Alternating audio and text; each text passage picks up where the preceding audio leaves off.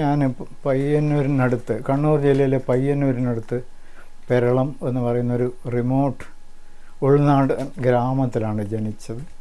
ഞാൻ എൻ്റെ elementary school, higher elementary school അവിടെ തന്നെ പൂർത്തിയാക്കി. അതിനുശേഷം കരിവള്ളൂർ ഹൈസ്കൂളിലെ ആദ്യത്തെ SSLC ബാച്ചിലെ വിദ്യാർത്ഥിയായിരുന്നു. അത് കഴിഞ്ഞ് ദേവഗിരി കോളേജിൽ ഞാൻ ജന്തുശാസ്ത്രത്തിൽ ബിരുദമെടുത്തു. അതിനുശേഷം കോഴിക്കോട് സർവകലാശാലയുടെ ജന്തുശാസ്ത്ര വിഭാഗത്തിൽ ബിരുദാനന്തര വിദ്യാർത്ഥിയായിരുന്നു. ആ കാലത്താണ് ഞാൻ ജോലി തേടി ഹർജികൾ അയച്ചു തുടങ്ങി. ഒരു ജോലി എനിക്ക് ആദ്യം ഓൾ ഇന്ത്യ റേഡിയോയിൽ കിട്ടിയിരുന്നു. അത്ഭുതകരമാണ്. ഞാൻ BSc ഡിഗ്രി കഴിഞ്ഞ ഉടനെ അയച്ച ആപ്ലിക്കേഷനായിരുന്നു. അതിന് ആദ്യമായിട്ട് ഞാൻ തിരുവനന്തപുരത്ത് വന്ന ഒരു പരീക്ഷയൊക്കെ എഴുതി, ട്രാൻസ്മിഷൻ എക്സിക്യൂട്ടീവിൻ്റെ. അപ്പോൾ പരീക്ഷ എഴുതി പിന്നെയും മദ്രാസിലൊരു ഇൻ്റർവ്യൂവിന് പോയി. ഇൻ്റർവ്യൂ കഴിഞ്ഞ് ഒരു അപ്പോയിൻമെൻറ്റ് വരുമ്പോഴത്തേക്ക് അത് ഏകദേശം 3 കൊല്ലം എടുത്തു. അപ്പോൾ ഞാൻ ഗോവയിലായിരുന്നു ട്രാൻസ്മിഷൻ എക്സിക്യൂട്ടീവിൻ്റെ ആദ്യത്തെ ഗവൺമെൻറ് ജോലി. അതിനു മുമ്പ് ഞാൻ പയ്യന്നൂർ കോളേജിൽ ഒരു 3-4 കൊല്ലം പഠിപ്പിച്ചുകൊണ്ടിരുന്ന കാലത്താണ് ജോലി കിട്ടിയത്. അപ്പോൾ അന്ന് സ്വകാര്യ കോളേജിലൊക്കെ വെക്കേഷനിൽ ശമ്പളമില്ല, കിട്ടുന്ന ശമ്പളം എപ്പോഴാണെന്നറിയില്ല. അങ്ങനെ ആകുമ്പോൾ അവിടെ നിന്ന് എന്തായാലും രക്ഷപ്പെടണം എന്ന് തോന്നി. പിന്നെ അവിടെ സ്ഥിരമായി ജോലി കിട്ടണമെങ്കിൽ മാനേജ്മെൻറ്റിന് വലിയ സംഖ്യ സംഭാവന കൊടുക്കണം. അതിനെനിക്കൊരു നിവൃത്തിയില്ല. അതുകൊണ്ട് ഗോവയിൽ ജോലിക്ക് പോകാൻ വേണ്ടി തയ്യാറെടുത്ത് പുറപ്പെട്ടു. അന്ന് മംഗലാപുരത്ത് നിന്ന് റോഡ് മാർഗമാണ് ഗോവയിലേക്ക് പോകേണ്ടത്. അപ്പോൾ ടാക്സിയിൽ ഹൊനാവർ എന്ന് പറയുന്നൊരു വലിയ കടവുണ്ടായിരുന്നു. ചങ്ങാടത്തിൽ ബോട്ടിൽ വേണം അത് കടക്കാൻ. എനിക്കൊരു ചെറിയ പെട്ടി ഉണ്ടായിരുന്നു. അത് കഴിഞ്ഞാൽ അവിടെ നിന്ന് ഹൊനാവറിൽ നിന്ന് കുംട്ട എന്ന് പറയുന്ന സ്ഥലത്തേക്ക് ടാക്സിയിലാണ് പോകേണ്ടത്. അപ്പോൾ എനിക്ക് അവിടെ എത്തിപ്പെടാനുള്ള തിരക്കും ഉണ്ടായിരിക്കണം. ഞാൻ ബോട്ടിൽ നിന്ന് ആദ്യം കാലെടുത്ത് വെച്ചത് നേരെ വെള്ളത്തിൻ്റെ അടിയിലായിരുന്നു. അപ്പോൾ തലയൊക്കെ ഇടിച്ച് ഇവിടെ കുറച്ച് പൊട്ടി ചോര വന്നു. പേടിച്ച് ഞാൻ എന്നിട്ട് ഗോവയിലേക്ക് അന്ന് ലൈറ്റ്നിങ് കോള് ബുക്ക് ചെയ്തു. ഇങ്ങനെ സർട്ടിഫിക്കറ്റൊക്കെ വെള്ളത്തിലായി, ഒന്നുമില്ല, പെട്ടി ഉണ്ട്, ഓർഡറും ഇതുമൊക്കെ പോയി, വെള്ളത്തിൽ പോയി. ഫോൺ ചെയ്തപ്പോൾ ലൈറ്റ്നിങ് കോള് ബുക്ക് ചെയ്തു. ഒരുപാട് പൈസ വേണം അന്ന് ലൈറ്റ്നിങ് കോളിന്. അത് കഴിഞ്ഞ് ലൈറ്റ്നിങ് കോളിന് ആരോ അവിടെ നിന്ന് ഒരു മറുപടി വന്നു, അപ്പോയിൻമെൻറ്റ് ഓർഡർ ഇല്ലാതെ ജോയിൻ ചെയ്യാൻ പറ്റില്ല. ഞാൻ തിരിച്ച് വന്ന് പിന്നീട് ആപ്ലിക്കേഷൻ അയക്കാൻ തുടങ്ങി. അപ്പോൾ ICAR, ഇന്ത്യൻ കാർഷിക ഗവേഷണ കൗൺസിലിൽ ഒരു അസിസ്റ്റൻ്റ് എഡിറ്റർ, നല്ല ജോലിയായിരുന്നു. ആപ്ലിക്കേഷൻ അയച്ചു, കിട്ടുന്നൊരു പ്രതീക്ഷയൊന്നുമില്ല. ഒരു ഡിസംബർ തണുപ്പത്താണ് ഇൻ്റർവ്യൂ നടന്നത്. അന്ന് ഡോക്ടർ KPA മേനോൻ ICARൻ്റെ സെക്രട്ടറി ആയിരുന്നു, പ്രഗത്ഭനായ IAS ഉദ്യോഗസ്ഥൻ. അദ്ദേഹത്തിൻ്റെ സഹോദരൻ കേരളത്തിലെ ആദ്യകാല കമ്മ്യൂണിസ്റ്റ് നേതാവായിരുന്നു. KP ഉണ്ണികൃഷ്ണൻ പഴയ MP, അദ്ദേഹത്തിൻ്റെ അമ്മയുടെ സഹോദരിയുടെ മകനാണ്. അങ്ങനെ ഒരു വലിയ കുടുംബത്തിൽ. പിന്നെ ഒരു അസാമാന്യ സംസ്കൃത പണ്ഡിതർ. എന്തായാലും എൻ്റെ കൂടെ അന്ന് വളരെ പ്രഗത്ഭരായ ആളുകൾ ഇൻ്റർവ്യൂവിനുണ്ടായിരുന്നു. മാവേലിക്കര രാമചന്ദ്രൻ ഇപ്പോഴും എനിക്ക് ഓർമ്മയുണ്ട്. പിന്നെ ഒരാളുണ്ടായിരുന്നത് കാർട്ടൂണിസ്റ്റ് ശങ്കറിൻ്റെ മകള്. അങ്ങനെ ഡൽഹിയിലെ പ്രസിദ്ധരായ ആളുകൾ. അപ്പോൾ മെറിറ്റ് അനുസരിച്ച് വേണം ആളുകളെ റിക്രൂട്ട് ചെയ്യുന്നത് എന്ന് ഡോക്ടർ മേനോന് വളരെ നിർബന്ധമായിരുന്നു. എന്തോ എന്നെ സെലക്ട് ചെയ്തു, ഞാൻ ജോയിൻ ചെയ്തു. ഒരു 2 കൊല്ലം കഴിഞ്ഞ് എനിക്ക് അത് കഴിഞ്ഞ് ആ കാലത്ത് ഒരു 1.5 കൊല്ലം ഞാനവിടെ ജോലി ചെയ്യുമ്പോഴത്തേക്ക് ഡോക്ടർ MS സ്വാമിനാഥൻ ഡയറക്ടർ ജനറലായിട്ട് വന്നു. പിന്നെ ഡോക്ടർ മേനോൻ വെസ്റ്റ് ബംഗാൾ കാഡറിൽ നിന്നുള്ള IAS ഉദ്യോഗസ്ഥനാണ്. അപ്പോൾ അദ്ദേഹം വെസ്റ്റ് ബംഗാളിലേക്ക് തിരിച്ചു പോകും എന്ന് പറഞ്ഞു. അദ്ദേഹത്തിന് ഭയങ്കര ഇഷ്ടമായിരുന്നു. ഞാൻ അദ്ദേഹത്തിന് ഒരുപാട് പ്രസംഗങ്ങളൊക്കെ ലേഖനങ്ങളൊക്കെ എഴുതി കൊടുത്തിരുന്നു. പിന്നെ പറഞ്ഞ ജോലി കൃത്യമായിട്ട് ചെയ്യും. പിന്നെ അന്ന് വളരെ ചെറുപ്പമായിരുന്നു. അതുകൊണ്ടായിരിക്കണം അദ്ദേഹത്തിന് എന്നോട് വലിയ ഇഷ്ടം തോന്നി. അപ്പോൾ അദ്ദേഹം പറഞ്ഞു, ഇനി ഇവിടെ നീ ഇരുന്നാൽ ചിലപ്പോൾ ഇവർ എൻ്റെ ഒരു സ്വന്തം ആളാണെന്നുള്ള മട്ടിൽ ചിലപ്പോൾ ബുദ്ധിമുട്ടുണ്ടാവും. ഓഫ് കോഴ്സ് മിടുക്കനാണെങ്കിലും മറ്റുള്ളവർ ഈ പഴയ ഇത് ഉണ്ടാവും. അതുകൊണ്ട് ഈ ഗവേഷണ സ്ഥാപനങ്ങളുടെ ഒരു പുതിയ ജോലി വരുന്നുണ്ട്, ജൂനിയർ സയൻറ്റിഫിക് ഓഫീസർ. അവരുടെ പ്രസിദ്ധീകരണം, പ്രചരണം ഇതൊക്കെ നോക്കുന്ന ഓരോ ഗവേഷണം. ICAR അന്നേരം 22 ഗവേഷണ സ്ഥാപനങ്ങൾ. അപ്പോൾ അതിൽ കാസർഗോഡ് ഒരെണ്ണം ഉണ്ടായിരുന്നു, 2 എറണാകുളത്തായിരുന്നു ഫിഷറീസിൻ്റെ, 1 തിരുവനന്തപുരത്തുമുണ്ട്. അപ്പോൾ ഞാൻ പറഞ്ഞു, കാസർഗോഡ് വീടിൻ്റെ അടുത്തല്ലേ. പിന്നെ ആ സമയത്ത് തന്നെ കഴിഞ്ഞ്, കാസർഗോഡാണെങ്കിൽ എൻ്റെ വീട് അടുത്താണ്, അവിടെ നിന്ന് ഒരു 40 നാഴിക ദൂരെയാണ്. അപ്പോൾ കാസർഗോഡ് മതി എന്ന് പറഞ്ഞു. എന്നെ അവിടത്തേക്ക് പോസ്റ്റ് ചെയ്തു. അപ്പോൾ അവിടെ പോയി കഴിഞ്ഞിട്ടാകുമ്പോഴത്തേക്കാണ് എനിക്ക് മനസ്സിലായത്, ഞാനവിടെ ഒരു അത്ര അഭിലഷണീയമായ സ്ഥിതിയിലേക്കല്ല പോയത്. കാരണം ഞാൻ ഡൽഹിയിൽ നിന്നും ഉള്ള കോണ്ടാക്റ്റും പിന്നെ മേനോൻ സാറിൻ്റെ സ്വന്തക്കാരൻ എന്നുള്ള നിലയിലൊക്കെ എന്തോ എനിക്ക് അവിടെ വലിയ വിഷമം ഉണ്ടായിരുന്നു. അങ്ങനെ ഇരിക്കെ ഞാൻ മാതൃഭൂമി ആഴ്ചപ്പതിപ്പിൽ പഠിച്ചുകൊണ്ടിരിക്കുന്ന കാലം തൊട്ട് ചെറിയ ലേഖനങ്ങൾ, നിരൂപണങ്ങൾ ഒക്കെ ഹൈസ്കൂളിൽ പഠിക്കുമ്പോൾ ഞാൻ ബാലമുക്തിയിൽ എഴുതിയിരുന്നു.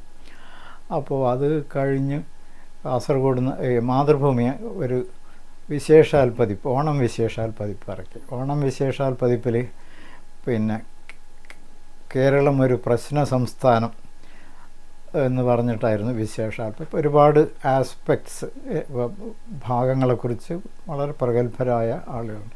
അപ്പോൾ എനിക്കൊരു ആദ്യമായിട്ടാണ് ഒരു ലേഖനം കോൺട്രിബ്യൂട്ട് ചെയ്യണം എന്ന് പറഞ്ഞുകൊണ്ടൊരു ക്ഷണം കിട്ടുന്നു. അപ്പോൾ ശാസ്ത്ര ഗവേഷണത്തെ പറ്റി ഒരു ലേഖനം എഴുതണം. ഞാനപ്പോഴത്തേക്കൊരു 5 കൊല്ലത്തോളം ഗവേഷണ സ്ഥാപനം. അപ്പോൾ എനിക്കതിൻ്റെ വീഴ്ചകളും ഇത് വേണം. കാരണം ഓരോ ഗവേഷണ സ്ഥാപനത്തിൽ അതിൻ്റെ തലവൻ്റെ ഇഷ്ടാനിഷ്ടങ്ങളാണ് പ്രധാനപ്പെട്ട ഘടകം. അപ്പോൾ ഞാൻ വളരെ ഏതൊരു ലേഖനം എഴുതി, ഒരുപാട് ആളുകൾ അതിനെപ്പറ്റി കത്തുകൾ എഴുതി, എനിക്ക് കത്ത് എഴുതി, മാതൃഭൂമി ആഴ്ചപ്പതിപ്പിലും കത്തുകൾ. ആരോ പോയി അന്നത്തെ ഗവേഷണ സ്ഥാപനത്തിൻ്റെ മേധാവിയോട് പറഞ്ഞു, ഇതായത് നിങ്ങൾക്കെതിരാണ്. പിന്നെ അദ്ദേഹത്തിന് എന്നോട് ഭയങ്കരമായ അരിശം വന്നു. എങ്ങനെയെങ്കിലും അവിടുന്ന് പുറത്താക്കുന്നുള്ള ഒരുപാട് ബുദ്ധിമുട്ടിച്ചു. ഇപ്പോൾ ഉദാഹരണത്തിന് 8 മണിക്കാണ് ഓഫീസ് തുടങ്ങുന്നത്. 8:10 കഴിഞ്ഞാൽ ഓഫീസിലെത്തി. അന്നേരം അറ്റൻഡൻസ് ഇല്ല. ഗസറ്റഡ് ഓഫീസറായിട്ടാണ് ആദ്യത്തെ, ക്ലാസ് 1 ഗസറ്റഡ് ഓഫീസറായിട്ടാണ് ആദ്യത്തെ അപ്പോയിൻമെൻറ്റ്. അപ്പോൾ അറ്റൻഡൻസ് ഒന്നുമില്ല. പക്ഷേ 8:10 അവിടെ എത്തിയെന്ന് പിന്നെ എഴുതി വെക്കാം പറഞ്ഞു. അങ്ങനെ ഒരു 2 പ്രാവശ്യം 8:10 എഴുതിയതിന് എനിക്ക് മെമ്മോ കിട്ടി. പിന്നെ വേറൊരു നിയമമുണ്ട്, അതിപ്പോഴും ഉണ്ട്. അതായത് നമ്മൾ കേന്ദ്ര ഗവൺമെൻറ് ഉദ്യോഗസ്ഥന്മാർ താമസ സ്ഥലം ജോലി സ്ഥലത്തിൻ്റെ 8 കിലോമീറ്ററിനുള്ളിലാവണം. അവിടുന്ന് പുറത്ത് പോകുന്നുണ്ടെങ്കിൽ സമ്മതം എഴുതി വാങ്ങിയാലേ പുറത്ത് പോകാം. ഞാൻ കാസർഗോഡ് വന്നതിന് ശേഷമാണ് കല്യാണം കഴിച്ചത്. എൻ്റെ ഭാര്യയുടെ വീട് തളിപ്പറമ്പിലാണ്, തൃച്ചംബരം എന്ന് പറയുന്ന സ്ഥലത്ത്. അപ്പോൾ ഒരു തവണ രാവിലെ, ഒരു ശനിയാഴ്ച രാവിലെ പിന്നെ ഇവരുടെ അമ്മയെ കാണാൻ പോയി. അത് കഴിഞ്ഞ് വരുമ്പോൾ എൻ്റെ അമ്മയെയും കണ്ടു വരാം. അപ്പോൾ അത് കഴിഞ്ഞ് ഞാൻ തിങ്കളാഴ്ച രാവിലെ ഓഫീസിലെത്തി. ഒരു 15 മിനിറ്റിനകം എൻ്റെ മേശപ്പുറത്ത് മെമ്മോ ഒരു പ്യൂൺ ബുക്കിൽ കൊണ്ടുവന്നിട്ട് മെമ്മോസ് സമ്മതമില്ലാതെ ഇത് വിട്ടു. ഞാൻ ഇത് പറയുന്നതെന്ന് വെച്ചാൽ, ഒരാളെ ഉപദ്രവിക്കണമെന്നുണ്ടെങ്കിൽ എങ്ങനെയും ഗവൺമെൻറ് നിയമങ്ങൾ ഉപയോഗപ്പെടുത്താം. അപ്പോൾ പിന്നെ എനിക്ക് അവിടെ മടുത്തു. എങ്ങനെയെങ്കിലും പുറത്ത് കിടക്കണം എന്നുള്ള ആഗ്രഹം വന്നു. അപ്പോൾ ഈ പറഞ്ഞ പോലെ പല ജോലിക്കും അപേക്ഷിച്ചു. കൂട്ടത്തിൽ UPSC റേഡിയോയിൽ അസിസ്റ്റൻറ്റ് സ്റ്റേഷൻ ഡയറക്ടറുടെ ജോലി പരസ്യം ചെയ്തു. അതിനിടയിൽ അവിടെ 1976 ഈ ഗവേഷണ സ്ഥാപനത്തിൽ ഇന്ത്യയിൽ നാളികേര ഗവേഷണം തുടങ്ങിയതിൻ്റെ ഡയമണ്ട് ജൂബിലി 60ാമത്തെ ആഘോഷം, കൊല്ലത്തിൻ്റെ ആഘോഷം. അപ്പോൾ അതിന് ഒരുപാട് ജോലി ഉണ്ടായിരുന്നു. ഒന്ന് ഒരു ഫിലിംസ് ഡിവിഷൻ ഫിലിം എടുക്കണം, പിന്നെ പത്രങ്ങളിലൊക്കെ നല്ല കവർ, പ്രസിഡൻ്റ് ഓഫ് ഇന്ത്യ വരുന്ന ഫങ്ഷനാണ്. അപ്പോൾ ഞാൻ ഈ മെമ്മോവും ഇതുമൊക്കെ കിട്ടി ആകപ്പാടെ ശ്വാസം മുട്ടി നിൽക്കുന്ന സ്ഥിതിയിൽ. അപ്പോൾ അതിൻ്റെ ഒരുക്കങ്ങളൊക്കെ കാണാൻ വേണ്ടിയിട്ട് ഡോക്ടർ എം സ്വാമിനാഥൻ ഡയറക്ടർ ജനറലായിട്ട് വന്നു അവിടെ സന്ദർശനത്തിനാണ്. അപ്പോൾ അവിടെ ഒരു 800 ശാസ്ത്രജ്ഞന്മാരും ഒരുപാട് ഫാം ലേബർ, വലിയ ഫാമാണ്, ലേബറേഴ്സൊക്കെ. അപ്പോൾ അദ്ദേഹം അവരോട് പ്രസംഗിച്ചു. അപ്പോൾ അത് മലയാളത്തിലാക്കാൻ ഒരാളെ വേണമെന്ന് പറഞ്ഞു. അപ്പോൾ എന്നെ ബലിയാടാക്കാനാണ് ഉദ്ദേശിച്ചത് എന്ന് എനിക്ക് തോന്നി. എന്തായാലും ഞാൻ അദ്ദേഹത്തിന് 45 മിനിറ്റ് നീണ്ടു നിന്ന പ്രസംഗം മലയാളത്തിൽ ഒറ്റയടിക്ക് തർജ്ജമ ചെയ്തു. പ്രസംഗം കഴിഞ്ഞപ്പോഴത്തേക്ക് അദ്ദേഹം എൻ്റെ പുറത്ത് തട്ടിയിട്ട് പറഞ്ഞു, Kunhikrishnan, your translation is even better than my original. എനിക്കത് കേട്ടിട്ടുണ്ടായ സന്തോഷം. അദ്ദേഹത്തിന് എന്നെ ഡൽഹിയിൽ നിന്ന് അറിയാമായിരുന്നു. അപ്പോൾ ഞാൻ പറഞ്ഞു, sir, I wanted to meet you for a minute. അപ്പോൾ എന്നെ പിരിച്ചുവിടാനുള്ള ഇതൊക്കെ ഡൽഹിയിലേക്ക് പോയിട്ടുണ്ട്, കടുത്ത ശിക്ഷ എന്ന വഴി. അപ്പം അദ്ദേഹം എൻ്റെ കൂടെ ഇങ്ങനെ വറാന്തയിലേക്കൂടി നടന്നു. ചോദിച്ചു, I know everything about you, don't worry, I will protect U. അത് കഴിഞ്ഞ് ആഘോഷമൊക്കെ വന്നു കഴിഞ്ഞ് ഈ അന്നത്തെ സ്ഥാപനത്തിൻ്റെ ഡയറക്ടർക്ക് വിചാരിച്ചതിലും കൂടുതൽ ഈ സെലിബ്രേഷന് പബ്ലിസിറ്റി കിട്ടി. മാതൃഭൂമി ആഴ്ചപ്പതിപ്പ് ഒരു സ്പെഷ്യൽ ഇഷ്യൂ ഇറക്കി. ICRൻ്റെയും കൃഷി വിജ്ഞാനം എന്താണ് എക്സ്റ്റൻഷൻ ഡിവിഷൻ അവരുടെ ഒരു മാഗസീനുണ്ട്, ICRൻ്റെ മാഗസീൻ. പിന്നെ മാതൃഭൂമിയിൽ ഒരു വിധപ്പെട്ട, അന്ന് ഇന്ത്യൻ എക്സ്പ്രസ് മാത്രമേ ഇംഗ്ലീഷ് പത്രമുള്ളൂ, അതിലൊക്കെ ഒരുപാട് കവറേജൊക്കെ വന്നു. ഇല്ലസ്ട്രേറ്റഡ് വീക്കിലിയിൽ 2-3 ലേഖനങ്ങൾ വന്നു, കവർ ഇഷ്യൂ. അത് കഴിഞ്ഞ് ഫിലിംസ് ഡിവിഷൻ്റെ ഫിലിം വന്നു. ഇതിനൊക്കെ ഞാൻ മുൻകൈ എടുത്തിട്ട്, മുൻകൈ എടുക്കുകയല്ല, ഞാനാണിത് ചെയ്തത്. അപ്പോൾ ഫിലിം കണ്ടപ്പോഴും ഡോക്ടർ സ്വാമിനാഥൻ പറഞ്ഞു, your talent is really showing up. പിന്നെ അത് കഴിഞ്ഞ് ആ സമയത്ത് ടെലിവിഷൻ മദ്രാസിലേ ഉള്ളൂ. മദ്രാസിൽ നിന്ന് ഒരു ടീം വന്നു. കാരണം ഡോക്ടർ സ്വാമിനാഥൻ ഒരു ഡോക്യുമെൻ്ററി എടുക്കണം എന്ന് പറഞ്ഞ് ഒരു അന്നത്തെ INB സെക്രട്ടറിക്ക് അങ്ങനെ ഒരു ടീം വന്ന് അവരും കേരളത്തിൽ മുഴുവൻ ട്രാവൽ ചെയ്തു. ഒരു ദിവസം ഒരു ഞായറാഴ്ചയാണ് അവിടുത്തെ ഫാമിൽ ഷൂട്ടിങ് വെച്ച്. അപ്പോൾ ഫാമിലെ ഷൂട്ടിങ്ങിന് അന്ന് ഡയറക്ടർ ഓഫീസിലുണ്ട്. അദ്ദേഹം എന്നെ വിളിച്ചു, എന്നിട്ട് പറഞ്ഞു, ഇത്രയും പബ്ലിസിറ്റി കിട്ടുമെന്ന് ഞാൻ ഒരു കാലത്തും വിചാരിച്ചിരുന്നില്ല. അദ്ദേഹത്തിൻ്റെ ഒരു വലിയൊരു ആൽബം ഞാൻ ഉപദ്രവിച്ചു ഒരുപാട്, ഒന്നും എന്തോ തെറ്റിദ്ധാരണയുടെ പേരിലാണ്, അതൊന്നും മനസ്സിൽ വിചാരിക്കരുത്. പിന്നെ അദ്ദേഹം FAOൻ്റെ അസൈൻമെൻറ്റ് കിട്ടിപ്പോയി. ഇതിൻ്റെ ഒരു സക്സസ്സാണ് അതിന് കാരണം. പിന്നെ അദ്ദേഹം എന്നോട് വലിയ അടുപ്പമൊക്കെ കാണിച്ചു. മദ്രാസിൽ ഞാൻ ദൂരദർശനിൽ ജോലി ചെയ്യുന്ന കാലത്ത് അദ്ദേഹത്തിൻ്റെ ഒരു വലിയ വിലങ്ങ് തടിയായിട്ടൊരു കാർ ഇമ്പോർട്ട്, അദ്ദേഹത്തിൻ്റെ ഒരു ബെൻസ് കാർ ഇമ്പോർട്ട് ചെയ്യണമായിരുന്നു FAOയിൽ ജോലി. അപ്പോൾ രാമേശ്വരത്താണ് അത് ഇറക്കിയത്. അവിടുന്ന് ശ്രീലങ്കയിലായിരുന്നു അസൈൻമെൻറ്റ്. അവിടുന്ന് ഇത് കൊണ്ടുവരുമ്പോൾ അവർ പറഞ്ഞു 3 മാസം കഴിഞ്ഞിട്ട് വന്നാൽ മതി, ഇനി ഇതിൻ്റെ ഇതൊക്കെ കംപ്ലീറ്റ് ചെയ്യണം. അപ്പോൾ ഇദ്ദേഹം മദ്രാസിൽ വന്ന് എൻ്റെ ഓഫീസിൽ വന്ന് എന്തെങ്കിലും ചെയ്യാൻ പറ്റുമോ നോക്ക്. ഞാൻ ആ കാലത്ത് ഈ കസ്റ്റംസിൻ്റെ അഡീഷണൽ കളക്ടർ ദൂരദർശനിൽ ഒരു പ്രോഗ്രാം ചെയ്യാൻ വരാറുണ്ടായിരുന്നു. അപ്പോൾ ഞാൻ അദ്ദേഹത്തിൻ്റെ മുറിയിൽ വന്നിരിക്കുന്നു. വളരെ സാത്വികനും പരമപണ്ഡിതനുമായിട്ടുള്ളൊരു അഡീഷണൽ കളക്ടർ. ഞാൻ അദ്ദേഹത്തെ ഫോണിൽ വിളിച്ചിട്ട് പറഞ്ഞു, ഒന്ന് കാണാൻ വരാൻ പറ്റും? അതിനെന്താ, കം സ്ട്രെയിറ്റ് അവേ. അപ്പോൾ ഒരു 10 മിനിറ്റ് കൊണ്ട് ഞങ്ങളവിടെ ബീച്ചിൽ ആണ് ഓഫീസ്. അവിടെ പോയി ഞാൻ ഇദ്ദേഹത്തെ കൂട്ടിപ്പോയി പറഞ്ഞു, ഇങ്ങനെ ഒരു പ്രശ്നമുണ്ട്, ഇദ്ദേഹം എൻ്റെ പഴയ ബോസാണ്. അത് കഴിഞ്ഞ് അദ്ദേഹം ചോദിച്ചു, കാർ എപ്പോഴും പോയിട്ട് എടുക്കാൻ പറ്റും, ഇന്ന് എടുക്കാൻ പറ്റുമോ എന്ന് ചോദിച്ചു. അപ്പോൾ ഇദ്ദേഹം പറഞ്ഞു, ഇന്നില്ല, ഞാൻ നാളെ രാമേശ്വരത്ത് എത്തിയിട്ട് എടുത്തോളാം. ഇപ്പോഴും 10 മിനിറ്റ് കൊണ്ട് നിങ്ങൾക്ക് കാർ എടുക്കാൻ ഞാൻ ഏർപ്പാടാണ്. അദ്ദേഹം ഇങ്ങനെ ഈ സന്തോഷം കൊണ്ടൊക്കെ കണ്ണൊക്കെ നിറഞ്ഞ് എന്നെ അങ്ങനെ കെട്ടിപ്പിടിച്ചിട്ട് പറഞ്ഞു, ഒരിക്കലും ഞാൻ പ്രതീക്ഷിച്ചു. ജീവിതത്തിൻ്റെ ഓരോ ഗതി വിധികളുടെ കാര്യം പറയാൻ വേണ്ടി, ഇത് എൻ്റെ ഇതുമായിട്ടുള്ള ബന്ധപ്പെട്ടതല്ല, പക്ഷേ മറക്കാനാവാത്ത ഓർമ്മകളാണ്. അത് കഴിഞ്ഞ് എനിക്ക് ആദ്യം യൂണിയൻ പബ്ലിക് സർവീസ് കമ്മീഷൻ്റെ ഇൻ്റർവ്യൂവിൽ ഇവിടുന്ന് തിരുവനന്തപുരത്തുനിന്ന് വളരെ പ്രഗത്ഭരായ ആളുകൾ ഇൻ്റർവ്യൂവിലുണ്ടായിരുന്നു. ഞങ്ങളുടെ ബാച്ചിൽ 8 മലയാളികളിൽ RS കുറുപ്പ്, നാഗവള്ളി RS കുറുപ്പ്, പിന്നെ ജഗതി NK ആചാരി, അങ്ങനെ യാതൊരു നിലയിലും ഞാനുമായിട്ട് താരതമ്യം, എനിക്ക് ആകെപ്പാടെയുള്ളത് കുറേ ലേഖനങ്ങളും ഒരു ബുക്കും ഉണ്ടായിരുന്നു ആ സമയത്ത്, അറിയൊന്നുമില്ല. പക്ഷേ എൻ്റെ ഇൻ്റർവ്യൂ ഏകദേശം ഒരു ബാച്ചായിട്ടാണ് ഇൻ്റർവ്യൂ, ഒരു 10-15 പേരെ ആ ബാച്ചിൽ റിക്രൂട്ട് ചെയ്തിരുന്നു. എൻ്റെ ഇൻ്റർവ്യൂ ഒരു 45 മിനിറ്റ് എടുത്തു. അത് കഴിഞ്ഞ് ബാക്കിയുള്ളവരുടെയൊക്കെ ഒരു 10 മിനിറ്റിലൊക്കെ തീർന്നു. അപ്പോൾ 45 മിനിറ്റ് എനിക്ക് ഗുണകരമായിട്ട് വന്നത് പിന്നീട് കേരള ഗവർണറായിട്ട് വന്ന ഡോക്ടർ സ്വരൂപ് സിംഗ്, അന്ന് ഡൽഹി സർവകലാശാലയുടെ വൈസ് ചാൻസലറാണ്. അദ്ദേഹം എന്നോട് കുറേ ചോദ്യങ്ങൾ ചോദിച്ചു. കൂട്ടത്തിൽ ജാപ്പനീസ് സാഹിത്യം വല്ലതും, അന്ന് മിഷിമ ഈ നോബൽ പ്രൈസ് ജാപ്പനീസ് സാഹിത്യത്തിന് ഏതാണ്ടൊക്കെ ഇത് സമയമായിരുന്നു.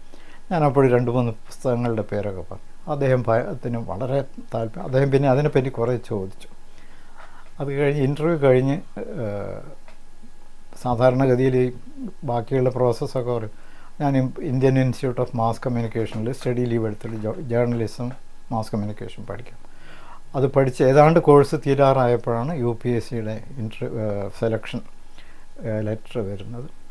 അത് കഴിഞ്ഞ് മെഡിക്കൽ എക്സാമിനേഷനും പോലീസ് വെരിഫിക്കേഷനൊക്കെ കഴിഞ്ഞ് കൽക്കത്തയിലാണ് എനിക്ക് ആദ്യമായിട്ട് ജോലി കിട്ടിയത്. കൽക്കത്ത ദൂരദർശനിൽ അസിസ്റ്റൻറ്റ് സ്റ്റേഷൻ്റെ. കൽക്കത്ത എന്നൊരു വല്ലാത്ത അവസരമാണ്. എല്ലാ ദിവസവും ഈ പവർ കട്ട്, അരമണിക്കൂർ പവർ കട്ടാണ്, നഗരം ഇരുട്ടിലാണ്. പിന്നെ കൽക്കത്ത ദൂരദർശൻ അന്നേരം തുടങ്ങിയിട്ടുള്ളൂ, 75 തുടങ്ങി. സ്വന്തം ഒരു സ്റ്റുഡിയോ ഇല്ല. ടോളിഗഞ്ച് എന്ന് പറയുന്ന സ്ഥലത്ത് ഒരു പഴയ രാധാ സ്റ്റുഡിയോയിലാണ് ഓഫീസ്. അപ്പോൾ അവിടെ പോയി പിന്നെ കാസർഗോഡ് നിന്ന് ഞങ്ങൾ സാധനങ്ങളൊക്കെ ബുക്ക് ചെയ്തിരുന്നു. ആ കാലത്ത് ഒരു തവണ ഈ ട്രാൻസ്ഫർ ടിയെ കിട്ടുള്ളൂ. അപ്പോൾ ആ ബുക്ക് ചെയ്തിട്ട് ഒരു 3-4 മാസം കഴിഞ്ഞ് 4-5 മാസമായി. എന്ത് പറ്റിയെന്ന് വെച്ചാൽ ബുക്ക് ചെയ്ത ട്രാൻസ്പോർട്ട് കമ്പനി സമരത്തിലായി. അതേതാണ്ട് അടച്ചു പൂട്ടും. ഞങ്ങളുടെ സാധനങ്ങളൊക്കെ ഒരു സ്ഥലത്ത് ഇത്രയും 4-5 മാസം. കൽക്കത്തയിൽ ഞാൻ ജോലിയിൽ ചേർന്നു. പിന്നെ അന്ന് ഇന്ത്യയിലെ ആദ്യത്തെ ഒരു ലേഡി ഡയറക്ടർ ദൂരദർശൻ്റെ സ്റ്റേഷനിൽ, അന്ന് 4-5 സ്റ്റേഷനേ ഉള്ളൂ, മീര മസുംദാർ എന്ന് പറയുന്ന ഒരു സ്ത്രീയായിരുന്നു. അവർ എന്നെ വളരെ സ്നേഹത്തോടു കൂടി, എനിക്കാകപ്പാട് പരിഭ്രാന്തിയാണ്, നമ്മൾക്കിതൊന്നും അറിയില്ല. ടെലിവിഷൻ എന്ന് പറയുന്നത് ഇന്ത്യയിലെ ഏറ്റവും പുതുമയുള്ള കാര്യം. ഞാനും ടെലിവിഷനുമായിട്ട് യാതൊരു എക്സ്പോഷറും ഇല്ല. ഡൽഹിയിൽ നിന്ന് ഞാൻ ജോലി ചെയ്യുന്ന കാലത്ത് അവിടെ താമസിച്ചിരുന്ന സീരി എന്ന് പറയുന്ന മലയാളം റൈറ്ററുണ്ട്, RT രവിവർമ്മ. അദ്ദേഹം മലേഷ്യയിലൊരു ടൂർ പോയപ്പോഴും ഒരു പഴയ മോഡൽ ടെലിവിഷൻ വാങ്ങിച്ചോളൂ. അപ്പോൾ കഴ്സൺ റോഡിലെ ഹോസ്റ്റൽ A ബ്ലോക്കിലായിരുന്നു അദ്ദേഹം, ഞാൻ E ബ്ലോക്ക്. എല്ലാ ദിവസവും ഞാൻ കൃത്യമായിട്ടൊരു 6:30 മണിക്കാണ് അവരുടെ ഇത് തുടങ്ങുന്നത്. ഒരു 7 മണിയാകുമ്പോൾ ഞാൻ അവിടെ പോയി അവസാനത്തെ ഇത് തീരുന്നവർ, കാരണം എല്ലാവരും കാണുന്നുണ്ട്, അവിടെ പലരും വരുമായിരുന്നു. അപ്പോഴും ഇത് കാണുന്ന ഒഴിച്ച് എനിക്ക് ടെലിവിഷനായിട്ട് യാതൊരു ബന്ധമില്ല. അന്നത്തെ അനൗൺസർ, ഡൽഹിയിലത്തെ അനൗൺസർ സൽമാ സുൽത്താൻ, പ്രതിമ പൂരി എന്ന്, എനിക്കൊക്കെ അവരുടെയൊക്കെ രൂപമൊക്കെ ഭയങ്കര ആരാധ്യ കഥാപാത്രങ്ങൾ. അപ്പോൾ കൽക്കത്തയിൽ പോയപ്പോൾ ഈ മീര മസുംദാർ എന്നോട് എന്നെ ഏതാണ്ട് ഒരു സ്വന്തം എന്താ പറയുക അനിയനെ പോലെ അവർ വരും. ഇല്ലെങ്കിൽ കൽക്കത്തയിലെ താമസം, ഒരു വീട് കിട്ടാൻ വളരെ താമസിച്ചു, സാധനങ്ങളില്ല. ഓഫീസിലത്തെ ക്യാൻറ്റീനിൽ നിന്നാണ് ഞങ്ങൾക്ക്, ഞാനും എൻ്റെ ഭാര്യയും ചെറിയ മകനും, അന്ന് അവന് 4 വയസ്സേ ആയിട്ടുള്ളൂ, 4 ആയില്ല 3 വയസ്സ്, 3 പേർക്കും ക്യാൻറ്റീനിൽ നിന്ന് ഭക്ഷണം കൊണ്ടുവരും. അടുത്തൊരു ഇതിൽ ഒരു വളരെ വൃത്തിയായിട്ടൊരു സ്ഥലം, ഫ്ലാറ്റ്, അപ്പുറത്ത് ബംഗ്ലാദേശി അഭയാർത്ഥികൾ വിട്ടുപോയിട്ടില്ലാത്തൊരു വലിയ മൈതാനം. അവിടെയായിരുന്നു. പക്ഷേ മീര മസംദാർ എന്നെ ഏതാണ്ട് ടെലിവിഷൻ്റെ ഇതൊക്കെ സാധാരണഗതിയിലൊരു ഡയറക്ടർ ഈ സഹപ്രവർത്തകരോടൊന്നും അത് അത്രയും എനിക്ക് അതുകൊണ്ടായിരിക്കണം ടെലിവിഷനോട് ഭയങ്കരമായ ആഭിമുഖ്യം തോന്നി. അത് കഴിഞ്ഞ് ഈ സ്റ്റാഫ് ഇൻസ്പെക്ഷൻ യൂണിറ്റിൻ്റെ ഈ ഓരോ സെൻറ്ററിലേക്കുള്ള ആളുകൾ എത്ര വേണം, അപ്പോൾ അതിൻ്റെ ഒരു റിപ്പോർട്ടിൽ കൽക്കത്തയിൽ ഒരു പോസ്റ്റ് കൂടി കുറച്ചും കൂടെ വലിയൊരു പോസ്റ്റ് വന്നു. പകരം ഒരു പോസ്റ്റ് അവിടെ നിന്ന് മാറ്റി. അപ്പോൾ മാറ്റുമ്പോഴെന്നെ മാറ്റി മദ്രാസിലേക്ക് പോസ്റ്റ്. 6 മാസം ആയില്ല ഞാൻ കൽക്കത്തയിലായിട്ട്. മദ്രാസിൽ ഞങ്ങൾക്കൊരു നല്ലൊരു ഫ്ലാറ്റ് കിട്ടി. ഈ കൽക്കത്തയിലേക്കുള്ള താമസത്തിൻ്റെ അവസാനത്തെ ഒരു 2 ആഴ്ച താമസം മാറ്റി. ഒന്നാന്തരം ഫ്ലാറ്റ്, വളരെ നല്ല ഉടമസ്ഥന്മാർ. അവർ മുകളിലും ഞങ്ങൾ താഴത്തുമാണ്. ടോളിഗഞ്ചിനടുത്ത് തന്നെ 5 മിനിറ്റ് കഷ്ടിച്ച് നടന്നു പോകാവുന്ന സ്ഥലം. ഭയങ്കര ഇഷ്ടമായി. എൻ്റെ മകൻ അവിടെ ഒരു സ്കൂളിൽ, നഴ്സറി സ്കൂളിൽ പോകാൻ തുടങ്ങി. അത് കഴിഞ്ഞ് അങ്ങനെ ഇരിക്കെ ഞങ്ങളുടെ വീട്ടു സാധനങ്ങളൊക്കെ വന്നു. വീട്ടു സാധനങ്ങൾ കുറേ പൊളിച്ചു. പിന്നെ പുസ്തകങ്ങളുടെ ഒരു വലിയ കെട്ടുണ്ടായിരുന്നു എനിക്ക്. അത് പൊളിക്കാൻ വേണ്ടിയിട്ട് ആളെ ഒരു ഞായറാഴ്ച അവിടെ തന്നെയുള്ളൊരു ഹെൽപ്പർ വന്ന് ഹെൽപ്പ് ചെയ്യാമെന്നൊക്കെ പറഞ്ഞു. പിന്നെ കുറേ വീട്ടു സാധനങ്ങളൊക്കെ എടുത്ത് വെച്ച് തുടങ്ങിയിട്ടേ ഉള്ളൂ. അന്ന് രാവിലെ ഓർഡർ വന്നു, മദ്രാസിലേക്ക് ട്രാൻസ്ഫറായി. അപ്പോൾ ഞാൻ ഉടനെ ഭാര്യയെ ഫോണിൽ വിളിച്ചിട്ട് പറഞ്ഞു, ഇനിയൊന്ന് കെട്ടൊന്നും ഒഴിക്കണ്ട, നമുക്ക് മദ്രാസിലേക്ക് മദ്രാസിൽ കുറേ കൂടി കൽക്കത്തയിലേക്കാളും വലിയൊരു സ്റ്റേഷൻ ഇല്ല, അതേ ലെവലിലുള്ളൊരു സ്റ്റേഷൻ തന്നെയായിരുന്നു. അവിടെ ഒരു പോസ്റ്റ് വേക്കൻ്റ് ആയിരുന്നു. അങ്ങനെയാണ് അവിടത്തേക്ക്. ടെലിവിഷൻ്റെ ഈ ബേസിക് ലെസൺസ് എനിക്ക് കൽക്കത്തക്കാർ അവരും ബംഗാളികൾ ഇപ്പോഴും എൻ്റെ കൂടെ ജോലി ചെയ്തവർ 10 പേരെങ്കിലും റിട്ടയർ ചെയ്ത് ഇത്രയും കാലമായിട്ടും ഞാനുമായിട്ട് കറസ്പോണ്ടൻസ് ഉള്ള ആളുകൾ.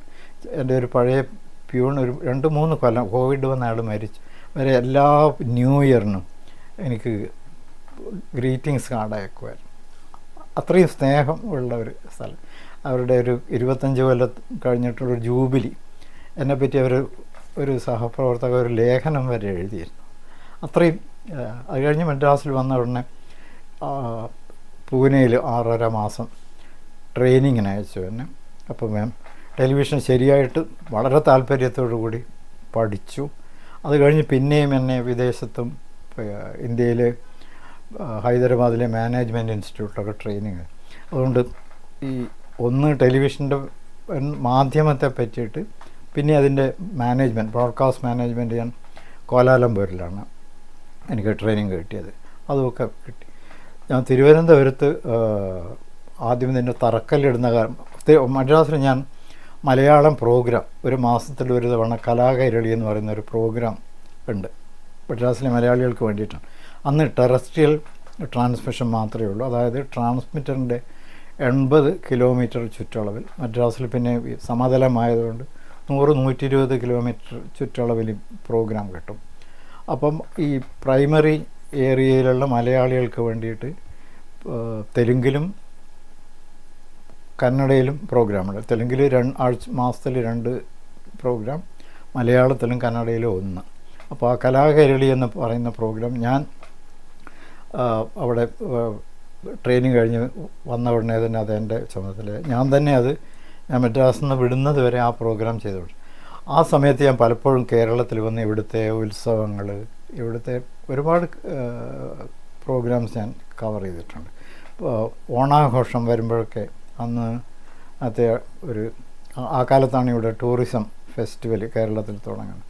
അപ്പോൾ എല്ലാവർക്കും ടെലിവിഷനിൽ. പിന്നെ ഗവൺമെൻറ്റിൻ്റെ 1 കൊല്ലം കംപ്ലീറ്റ് ചെയ്യുമ്പോൾ മുഖ്യമന്ത്രിയുടെയും പ്രതിപക്ഷ നേതാവിൻ്റെയും ഇപ്പോൾ എല്ലാവർക്കും ടെലിവിഷൻ എന്ന് പറയുന്നൊരു വളരെ വിശിഷ്ട വസ്തു അതിൽ വരണം. അപ്പോൾ അതുകൊണ്ട് കേരളത്തിലെ ചീഫ് മിനിസ്റ്ററെയും ഓപ്പോസിഷൻ ലീഡർക്ക് അന്ന് താല്പര്യമില്ലായിരുന്നു ചീഫ് മിനിസ്റ്ററെ കാണാനും.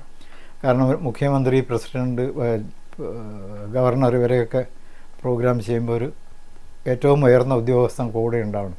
തിരുവനന്തപുരത്ത് ഞാൻ അങ്ങനെ കേരളത്തോട് പിന്നെ മലയാള ഭാഷയിൽ ഞാൻ ഒരുപാട് ഇംഗ്ലീഷിലും അന്നേരം എഴുതാൻ തുടങ്ങിയിരുന്നു.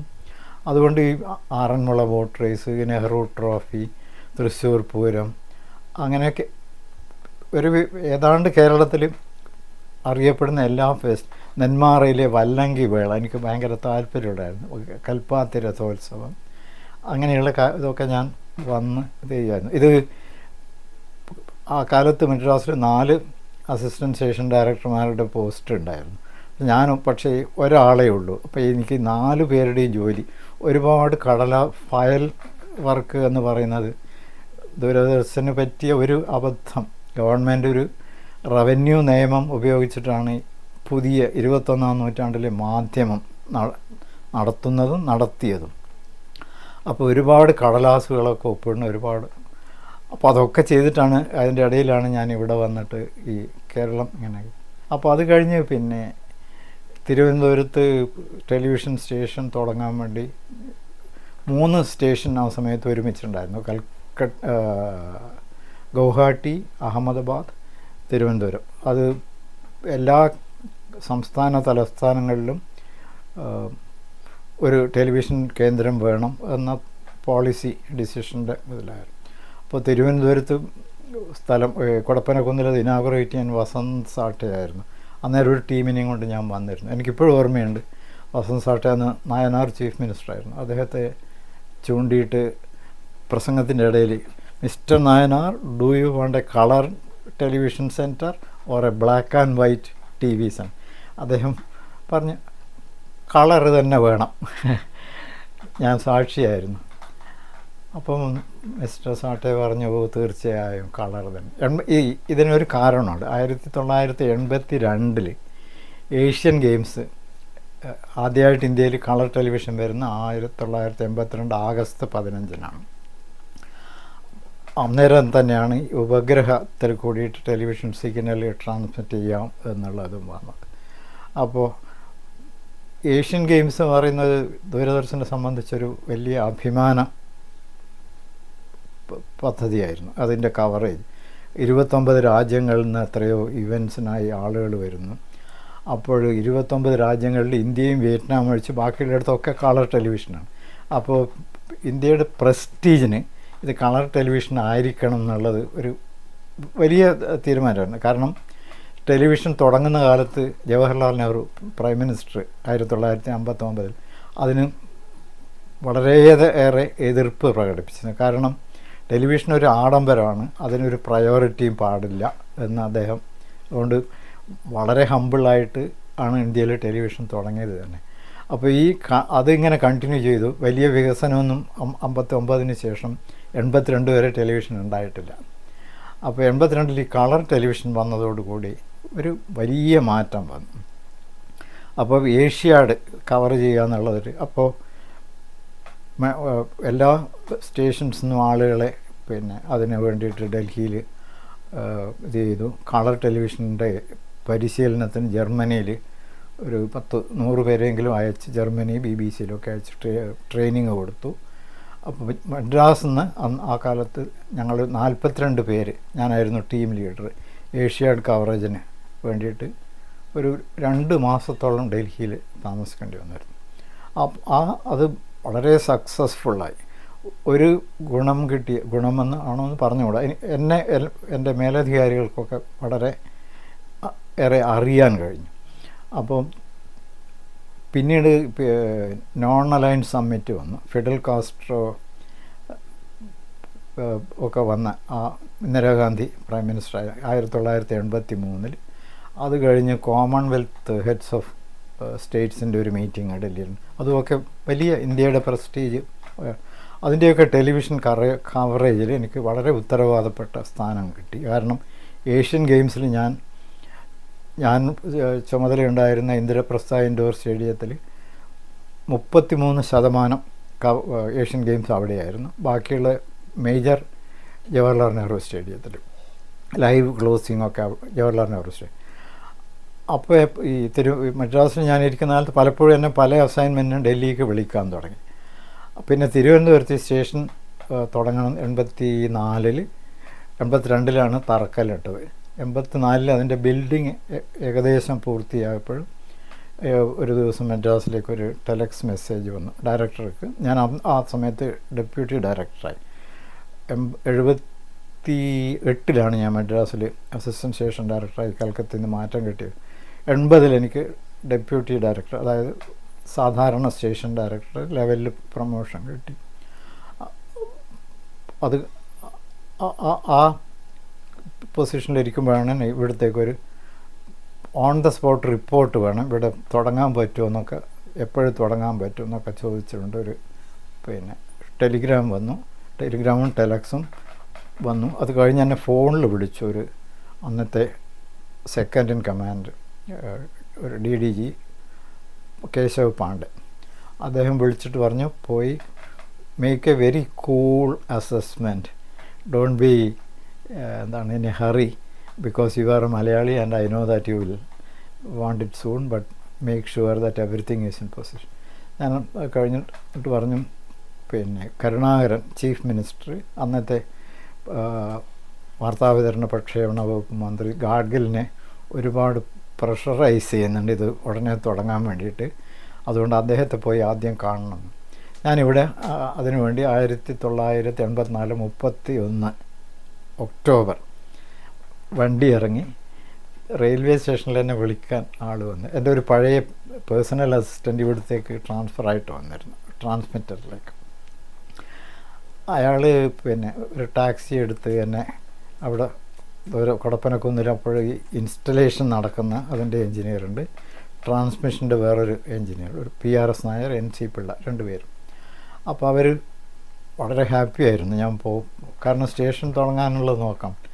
അപ്പോൾ ഞാൻ അവിടെ എത്തിക്കഴിഞ്ഞപ്പോഴത്തേക്ക് അവർ പറഞ്ഞു, ഇവിടെ ഗവൺമെൻറ് ഗസ്റ്റ് ഹൗസ് ഇപ്പോൾ ഇന്ന് ഇറങ്ങി ഞാൻ ഒന്ന് കുളിച്ച് ഫ്രഷായി എത്തിയ ഉടനെ പറഞ്ഞൊരു വളരെ ദുഃഖകരമായൊരു വാർത്തയുണ്ട്, ഇന്ദിരാഗാന്ധിക്ക് വെടിയേറ്റിരിക്കുന്നു, മരിച്ചു എന്നാണ് അൺഒഫീഷ്യലായിട്ട് പലരും വിളിച്ച് പറയുന്നത്. അപ്പോൾ ഇനിയിപ്പോൾ എല്ലാം തകിടം മറിയുക, കാരണം അവർക്ക് ഈ ടെലിവിഷൻ്റെ വികസനത്തിനും ഏറ്റവും കൂടുതൽ ഇന്ത്യയിൽ താല്പര്യമെടുത്ത പ്രൈം മിനിസ്റ്ററായിരുന്നു അവർ. കുറേ കാലം INB മിനിസ്റ്ററായിരുന്നു. അപ്പോൾ പിന്നെ ഏതായാലും അത് കഴിഞ്ഞ് ഞാനവിടെ എത്തി ഇവരുമായിട്ട് ഇത് സംസാരിച്ച് കഴിയുമ്പോഴത്തേക്ക് ഡൽഹിയിൽ നിന്ന് ഇവിടത്തേക്ക് ഒരു കോള് വന്നു. ശിവശർമ്മ എന്ന് പറയുന്നൊരു വളരെ മുതിർന്ന അദ്ദേഹമായിരുന്നു ഏഷ്യൻ ഗെയിംസിൻ്റെ ഒക്കെ കോർഡിനേറ്റർ. അപ്പോൾ അദ്ദേഹം എന്നെ സ്റ്റേഷൻ എൻജിനീയറിൻ്റെ ഫോണിൽ വിളിച്ചിട്ട് പറഞ്ഞു, കുഞ്ഞികൃഷ്ണ വിളിക്കണം അത്യാവശ്യമായിട്ട്. അപ്പോൾ ഞാൻ ഈ സ്റ്റുഡിയോൻ്റെ ഇതൊക്കെ കാണാൻ വേണ്ടി ഞാൻ ഉടനെ ഓടി വന്ന് ഫോൺ 10 മിനിറ്റ് കൊണ്ട് അദ്ദേഹത്തിൻ്റെ കോള്, 5 മിനിറ്റ് കൊണ്ട് കോള് തിരിച്ചു വന്നു. എന്നിട്ട് പറഞ്ഞു, എപ്പോഴും അവിടെ എത്തി? ഞാൻ പറഞ്ഞു, ഇന്ന് രാവിലെ എത്തി, ഇവിടെ വന്ന് കയറിയേ ഉള്ളൂ. അപ്പോൾ പറഞ്ഞു, തിരുവനന്തപുരത്ത് നിന്ന് മദ്രാസിലേക്ക് ഫ്ലൈറ്റ് ഉണ്ടോയെന്ന്. ഞാൻ പറഞ്ഞു, എനിക്കറിയില്ല സാർ. അപ്പോൾ പറഞ്ഞു, ഫ്ലൈറ്റ് ഉണ്ടെങ്കിൽ ഇന്ന് കിട്ടുന്ന ഫ്ലൈറ്റിന് തിരുവനന്തപുരത്ത് നിന്ന് മദ്രാസിലേക്ക് മടങ്ങണം, അതല്ലെങ്കിൽ നാളെ എങ്ങനെയെങ്കിലും ബസ്, കാർ, വാട്ടവർ ഏത് ഇതിലായാലും തിരിച്ചെത്തണമെന്ന്, അത്യാവശ്യമാണെന്ന്. അത് കഴിഞ്ഞിട്ട് ഞാൻ ചോദിച്ചു, സാർ വാട്ട് ഈസ് ഹാപ്പനിങ്? അപ്പോൾ പറഞ്ഞു, വേറെ ആരെങ്കിലും അടുത്ത് ഫോണിന് ഇരിപ്പുണ്ട്? പറഞ്ഞു, ഇല്ല, സംസാരിക്കാം. അപ്പോൾ പറഞ്ഞു, വളരെ മോശമായിട്ടുള്ളൊരു ഇതുണ്ട്, ഇന്ദിരാഗാന്ധിക്ക് വെടിയേറ്റു, മരിച്ചൊന്നും ഒഫീഷ്യലായിട്ട് അനൗൺസ് ചെയ്തിട്ടില്ല. ചെയ്യേണ്ട ജോലി എന്താണെന്ന് വെച്ചാൽ ഉടനെ മദ്രാസിലെത്തിയിട്ട്, ബിക്കോസ് അന്നത്തെ ഡയറക്ടറേറ്റിലുള്ളവർക്ക് വലിയ DGയുടെ ഓഫീസിൽ വലിയ ഇതില്ല, എന്ത് കാര്യമാണെങ്കിൽ എന്നെയാണ് വിളിക്കുന്നത്, കാരണം ഡൽഹിയിൽ ഞാൻ കുറേ കാലം ഉണ്ടായിരുന്നു. അപ്പോൾ അവിടെ ഒരുപാട് കാര്യം ചെയ്യാനുണ്ട്, അതുകൊണ്ടാണ് മടങ്ങാൻ പറയുന്നത്. ശരി, ഞാൻ റെഡിയാണെന്ന് പറഞ്ഞു. അത് കഴിഞ്ഞ് ഒരു അരമണിക്കൂർ കഴിഞ്ഞപ്പോഴത്തേക്ക് ഞാൻ ഏതാണ്ട് മടങ്ങാൻ തയ്യാറായി. ഇവരോടൊക്കെ വർത്തമാനം പറഞ്ഞ് മടങ്ങാനുള്ള ഒന്നുകിൽ വണ്ടി, ഫ്ലൈറ്റ് ഏതെങ്കിലും ഉണ്ടെങ്കിൽ ബുക്ക് ചെയ്യണം. അപ്പോഴത്തേക്ക് തിരിച്ചൊരു കോള് അദ്ദേഹം വീണ്ടും വിളിച്ചു പറഞ്ഞു, വേണ്ട, മടങ്ങണ്ട, you continue there, because there is a special purpose. അപ്പോൾ ഞാൻ ചോദിച്ചു എന്താണ്. അപ്പോൾ പറഞ്ഞു, അവിടെ ഇപ്പം 2 ക്യാമറയുണ്ട്, ലോ ബാൻഡ് ENG ക്യാമറ, അത് സെറ്റപ്പ് ചെയ്യുക. സെറ്റപ്പ് ചെയ്തിട്ട് അവിടുന്ന് പൊളിറ്റിക്കൽ ലീഡേഴ്സിൻ്റെ അനുശോചന സന്ദേശം റെക്കോർഡ് ചെയ്യണം. അപ്പോൾ ആ കാലത്ത് ഇന്ത്യൻ എയർലൈൻസിലാണ് ഈ ടേപ്പൊക്കെ അയക്കുന്നത്. ആ ഒരു നിയമം ഉണ്ടായിരുന്നു, അവർക്ക് 24 മണിക്കൂർ ക്വാറൻറ്റൈനിൽ വെച്ചാലേ ഏത് കൺസൈൻമെൻറ്റും പോവുള്ളൂ, ഈവൺ ഒരു ചെറിയ എൻവലപ്പ് പോലും. അപ്പോൾ ആദ്യം പറഞ്ഞു അത് ആളുകളെ വിളിച്ച് ലൈനപ്പ് ചെയ്ത് ഇതൊരു 12:30-1 മണിക്കുള്ളിലാണ്, നാളെ മുതൽ രാവിലെ ഇത് ചെയ്യണം. അപ്പോൾ ഞാൻ വരുമ്പോൾ ഇവിടെ കുറേ പേര് നേരത്തെ പോസ്റ്റ് ചെയ്ത് ഒരു ജോലിയില്ലാതെ ഇരിക്കുന്നുണ്ട്. അവർ വന്ന് ഇത് ഉടനെ ഈ മരിച്ചവരും ആരും അറിയില്ല. അവർ പറഞ്ഞു അവരോട് വിളിച്ചിട്ട് ഞാൻ 2 ക്യാമറ യൂണിറ്റ് സെറ്റപ്പ് ചെയ്യാൻ പറഞ്ഞു. ENG ടേപ്പൊക്കെ വന്നിട്ടുണ്ടായിരുന്നു. പിന്നെ ഞാനും സ്റ്റേഷൻ എഞ്ചിനീയർ PRS നായരും കൂടി, അന്ന് സ്റ്റേഷൻ മാനേജർ ഒരു പിള്ളയുണ്ടായിരുന്നു ഇന്ത്യൻ എയർലൈൻസ്, അദ്ദേഹത്തെ കണ്ടിട്ട് പറഞ്ഞു ഞങ്ങൾ ഇന്ന കാര്യത്തിനാണ് വന്നത്, ഈ ക്വാറൻറ്റൈൻ ഒഴിവാക്കിയിട്ട് ഡൽഹിയിലേക്ക് ടേപ്പ് കൺസൈൻമെൻ്റായിട്ട് അയക്കണം. വളരെ പെട്ടെന്ന് തന്നെ അദ്ദേഹം സമ്മതിച്ചു. എന്നിട്ട് പറഞ്ഞു ഇത് ബുക്ക് ചെയ്യാൻ വരുന്ന ആളോട് എൻ്റെ കയ്യിൽ കൊണ്ടുവന്ന് തരാൻ പറയണം, കൗണ്ടറിൽ പോയാൽ അവർ സീലടിച്ച് കഴിഞ്ഞാൽ എനിക്കൊന്നും ചെയ്യാൻ പറ്റും. ഒക്കെ ചെയ്തു. പിറ്റേന്നാൾ മുതൽ ഞാൻ വരുന്ന ഇവിടെ എത്തി അന്ന് തന്നെ കരുണാകരൻ സാറ് ഡൽഹിക്ക് പോയിരുന്നു. അപ്പോൾ അത് കഴിഞ്ഞ് ആളുകളെയൊക്കെ വിളിക്കാൻ തുടങ്ങി. ഏറ്റവും രസകരമായ സംഭവം EK നായനാറെ വിളിച്ചപ്പോഴാണ്. അദ്ദേഹം പ്രതിപക്ഷ നേതാവാണ്, AKG സെൻറ്ററിലാണ് ഫോൺ. ഞാൻ അദ്ദേഹത്തിന് എന്നെ നേരത്തെ അറിയാമായിരുന്നു. അദ്ദേഹം എൻ്റെ അമ്മയെപ്പോലും അറിയും. അദ്ദേഹം മദ്രാസിൽ സദേൺ ചീഫ് മിനിസ്റ്റേഴ്സിൻ്റെ ഒരു കോൺഫറൻസ് ഉണ്ടായിരുന്നു. MGR, രാമകൃഷ്ണ ഹെഗ്ഡെ, നായനാർ, NT രാമറാവ് ഇവരുടെ ആ സമയത്ത് മദ്രാസിൽ വന്നപ്പോഴും ദൂരദർശൻ കേന്ദ്രത്തിൽ വന്ന ഒരു പ്രോഗ്രാം, എല്ലാവരുടെയും കേരളത്തിലെ മന്ത്രിമാരുടെ ഒരു പ്രോഗ്രാം ഞങ്ങൾ റെക്കോർഡ് ചെയ്തു. അപ്പോൾ അദ്ദേഹം എന്നെ അവിടെ കണ്ടു. ഞാൻ മലയാളിയാണെന്ന് പറഞ്ഞപ്പോൾ എവിടെയാണെന്നൊക്കെ ചോദിച്ചു. അപ്പോൾ ഞാൻ ഇന്ന സ്ഥലത്താണ്. നീ ആ ലക്ഷ്മീൻ്റെ മകനല്ലേ എന്ന് ചോദിച്ചു. ഞാൻ പറഞ്ഞു അതെ. നന്നായി, ഇനി തിരുവനന്തപുരത്ത് വരുമ്പോഴെന്നെ കാണാം എന്നൊക്കെ പറഞ്ഞു. അപ്പോൾ ഞാൻ ആ സ്വാതന്ത്ര്യം ഉപയോഗിച്ചിട്ട് പറഞ്ഞു അദ്ദേഹത്തോട് സംസാരിക്കണം. എന്ത് വന്നാലും അദ്ദേഹത്തിൻ്റെ സെക്രട്ടറി മുരളീധരൻ നായരായിരുന്നു. അങ്ങനെയൊന്നും കാരണവരോട് സംസാരിക്കാൻ പറ്റില്ല. എന്താ കാര്യമെന്ന് വെച്ചാൽ പറയും. ഞാൻ പറഞ്ഞു ഇവിടെ ഞാൻ ദൂരദർശൻ ഇതിലൊരു റെക്കോർഡിങ്ങിന് വിളിക്കാൻ വേണ്ടിയാണ് വിളിക്കുന്നത്. ഇവിടെ ദൂരദർശനം ഇതേതോ തട്ടിപ്പ് സംഘം. ഞാൻ പറഞ്ഞില്ല, നിങ്ങൾക്ക് പരീക്ഷിക്കണം എന്നുണ്ടെങ്കിൽ തിരിച്ച് വിളിച്ചാൽ മതി. അപ്പോൾ തിരിച്ച് വിളിച്ചു. അപ്പോഴും ഞാൻ തന്നെയാണ് എടുത്തത്. അപ്പോൾ ശരി വരാമെന്ന് പറഞ്ഞ് ഒരു സമയം ഫിക്സ് ചെയ്ത് വന്നു. അപ്പോൾ അദ്ദേഹം അവിടെ തന്നെ, ഞാൻ ഇവിടെ പോർട്ടിക്കോയിലുണ്ടായിരുന്നു. അദ്ദേഹം എന്നെ കണ്ടോണ്ട് നീ എപ്പോഴും എവിടെ എത്തിയെന്ന് ചോദിച്ചു. ഞാൻ പറഞ്ഞു ഞാൻ ഇന്നലെ എത്തി, നീ എന്താ എന്നെ വിളിക്കാഞ്ഞത്? ഞാൻ പറഞ്ഞു ഇന്നലെ നിങ്ങളെ വിളിച്ചാൽ കിട്ടണ്ടേ, ഫോൺ തരില്ല, കൊടുക്കുന്നില്ല. അദ്ദേഹം മുരളീധരൻ നായരോട് പറഞ്ഞു ഇവനെൻ്റെ സ്വന്തം ആളാണ്, എപ്പോൾ വിളിച്ചാലും പറയണം. പിന്നെ ഒരു വാരരുണ്ടായിരുന്നു അദ്ദേഹത്തിൻ്റെ PA. അപ്പോൾ ആ വാരരോടും പറഞ്ഞേക്കണം കേട്ടോ എന്നിട്ട് ഞാൻ അവിടെ സ്റ്റുഡിയോയിൽ സെറ്റപ്പ് ചെയ്ത് അദ്ദേഹത്തെ ഇരുത്തി പിന്നെ റെക്കോർഡിങ് തുടങ്ങി. അപ്പോൾ ആദ്യം വളരെ സമചിത്തതയോടെ അദ്ദേഹം ഇങ്ങനെ പറയാൻ തുടങ്ങി. ഇന്ത്യക്ക് വലിയൊരു ലീഡർ നഷ്ടപ്പെട്ടു. അത് കഴിഞ്ഞ് കുറച്ച് കഴിഞ്ഞിട്ടാകുമ്പോഴത്തേക്ക് അദ്ദേഹത്തിന് കണ്ണ് നോക്കി ഇങ്ങനെ കണ്ണ് കരയുന്നു. എന്നിട്ട് അദ്ദേഹം പറഞ്ഞു എനിക്കിങ്ങനെ ഒരു സംഭവം ഉണ്ടായി. അവരോട് ഞങ്ങളൊരു ഡെലിഗേഷൻ അവിടെ പോയിരുന്നു. കേന്ദ്രം സംസ്ഥാനത്തെ അവഗണിക്കുന്നു, പിന്നെ അത് തരുന്നില്ല, ഇത് തരുന്നില്ല, നിങ്ങളുടെ ബൂർഷ്വാ അവരോട് ഷൗട്ട് ചെയ്ത് മേശമേൻ്റെ മേലൊക്കെ കൈയൊക്കെ തട്ടി അലറി വിളിച്ച് എന്തൊക്കെയോ പറഞ്ഞു. അവർ ഒന്നും പറഞ്ഞില്ല. പിന്നെ അതൊക്കെ കഴിഞ്ഞ് ശാന്തമായി പിരിയാൻ നേരത്ത് അവർ പറഞ്ഞു മിസ്റ്റർ നായനാർ ജസ്റ്റ് 1 മിനിറ്റ് എന്ന് പറഞ്ഞ് ഇരിക്കാൻ പറഞ്ഞിട്ട് ചോദിച്ചു നിങ്ങളുടെ ആരോഗ്യം ഇപ്പം എങ്ങനെയുണ്ട്, ഏത് മരുന്നൊക്കെയാണ് കഴിക്കുന്നത്, ആരാണ് ട്രീറ്റ് ചെയ്യുന്നത്? അപ്പോൾ അത് കഴിഞ്ഞ് അദ്ദേഹം പറയുകയാണ് ഇങ്ങനെയൊരു മനുഷ്യപ്പറ്റുള്ള സ്ത്രീ ഞാൻ എൻ്റെ ജീവിതത്തിൽ കണ്ടിട്ട് ഒരു കാലത്തും പ്രതീക്ഷിച്ചില്ല. അദ്ദേഹം അത് അത്രയും ഉള്ളിൽ തട്ടിയൊരു അനുഭവം വേറെ ആരും ആ അനുശോചന സന്ദേശത്തുണ്ട്. ഒരുപാട് പേരെ ഇവിടെ റെക്കോർഡിങ് എടുത്തിരുന്നു. പലരും ഇത് കേട്ട് അറിഞ്ഞ് സ്വയം മുന്നോട്ട് വന്നിട്ടൊക്കെ അനുഭവം. അതൊരു തിരുവനന്തപുരത്ത് എനിക്ക് ഈ ദൂരദർശനുണ്ടായ വളരെ ഉള്ളിൽ തട്ടിയൊരു അനുഭവമായിരുന്നു. അതും കഴിഞ്ഞ് പിന്നീട് കരുണാകരൻ സാറ് വന്നപ്പോൾ ഞാൻ അദ്ദേഹത്തെ കണ്ടു.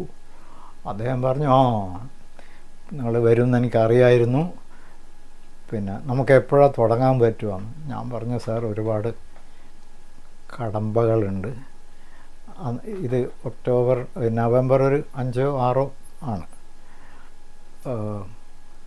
ബുദ്ധിമുട്ടായിരിക്കും. അല്ല, എന്തൊക്കെയാണ് ബുദ്ധിമുട്ടെന്ന് എന്നോട് പറയുന്നു. ഞാൻ പറഞ്ഞു ഈ കൊടപ്പനക്കുന്ന് എന്ന് പറയുന്ന സ്ഥലം ഒരു ബാലികേറ മലയാണ്, അവിടെ പല സൗകര്യങ്ങളും ഒരുക്കേണ്ടതുണ്ട്. അപ്പോൾ അദ്ദേഹം പറഞ്ഞു സ്റ്റേറ്റ് ഗവൺമെൻറ്റിൻ്റെ സൈഡിൽ നിന്ന് എന്തൊക്കെ വേണോ അതൊക്കെയും തരും, പിന്നെ ഏത് സമയത്തും എന്നെ നേരിട്ട് ഫോണിൽ വിളിക്കാം. രണ്ടാമത്തെ കാര്യം, ക്യാബിനറ്റ് മീറ്റിങ്ങിലാണെങ്കിൽ പോലും അവിടെ ഒരു ആൻറ്റി റൂമുണ്ട്. അന്ന് അദ്ദേഹം പിന്നെ വന്നാൽ അവിടെ പറഞ്ഞാൽ മതി, ഞാൻ അവിടെ വന്ന് സംസാരിക്കും. ഏത് പ്രശ്നമുണ്ടെങ്കിലും ഏത് സമയത്തും പക്ഷേ ഇത് തുടങ്ങണം, അത് എനിക്ക് ഉറപ്പ് തരണം. ഞാൻ ശ്രമിക്കാം. ഞങ്ങൾ എന്നിട്ട് ഒരു 2 ആഴ്ച ഇത് മുഴുവൻ നോക്കി ഒരു റിപ്പോർട്ട് തയ്യാറാക്കി.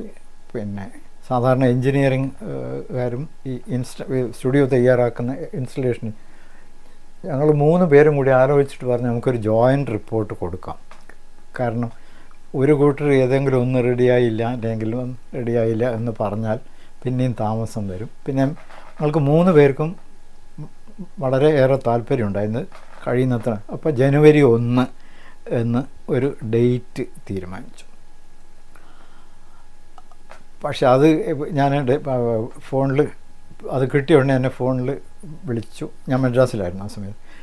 ആലോചിച്ചിട്ടാണോ ഇത് പിന്നെ ഇങ്ങനെയൊരു പുറപ്പാട് എന്ന് ഞാൻ പറഞ്ഞു. ഒരു നിമിഷം പോലും ഇത് തുടങ്ങിക്കഴിഞ്ഞാൽ നിർത്താൻ പറ്റില്ല. പിന്നെ ടെലിവിഷൻ എന്ന് പറയുന്നത് ഒരു ഹംഗ്രി മോൺസ്റ്റർ, ഭയങ്കര വിശപ്പുള്ള പിശാച് ആണ്. അതുകൊണ്ട് ഒന്നുകൂടി ആലോചിച്ച് അയച്ചാൽ മതി. പിന്നെ I am keeping it to myself. ഞാൻ നേരത്തെ പറഞ്ഞ ശിവ ശർമ്മജി എന്നോട് പറഞ്ഞു. ഞാൻ വീണ്ടും പിന്നെ ഞാൻ തിരിച്ചു പോയിരുന്നു. തിരിച്ച് വീണ്ടും ഇവിടെ വന്ന് വീണ്ടും ഇവരൊക്കെ കണ്ടു. ഇപ്പോൾ കരുണാകരൻ സാറിനെ കണ്ടു. അദ്ദേഹം പറഞ്ഞു എന്താ താമസം? ഞാൻ പറഞ്ഞു ഇങ്ങനെ ഒരുപാട് ഇതുണ്ട്, എക്യുപ്മെൻറ്റ് വന്നിട്ടില്ല, റെക്കോർഡറില്ല, ടെക്നിക്കലായിട്ടുള്ള ഒരുപാട് കാര്യങ്ങൾ.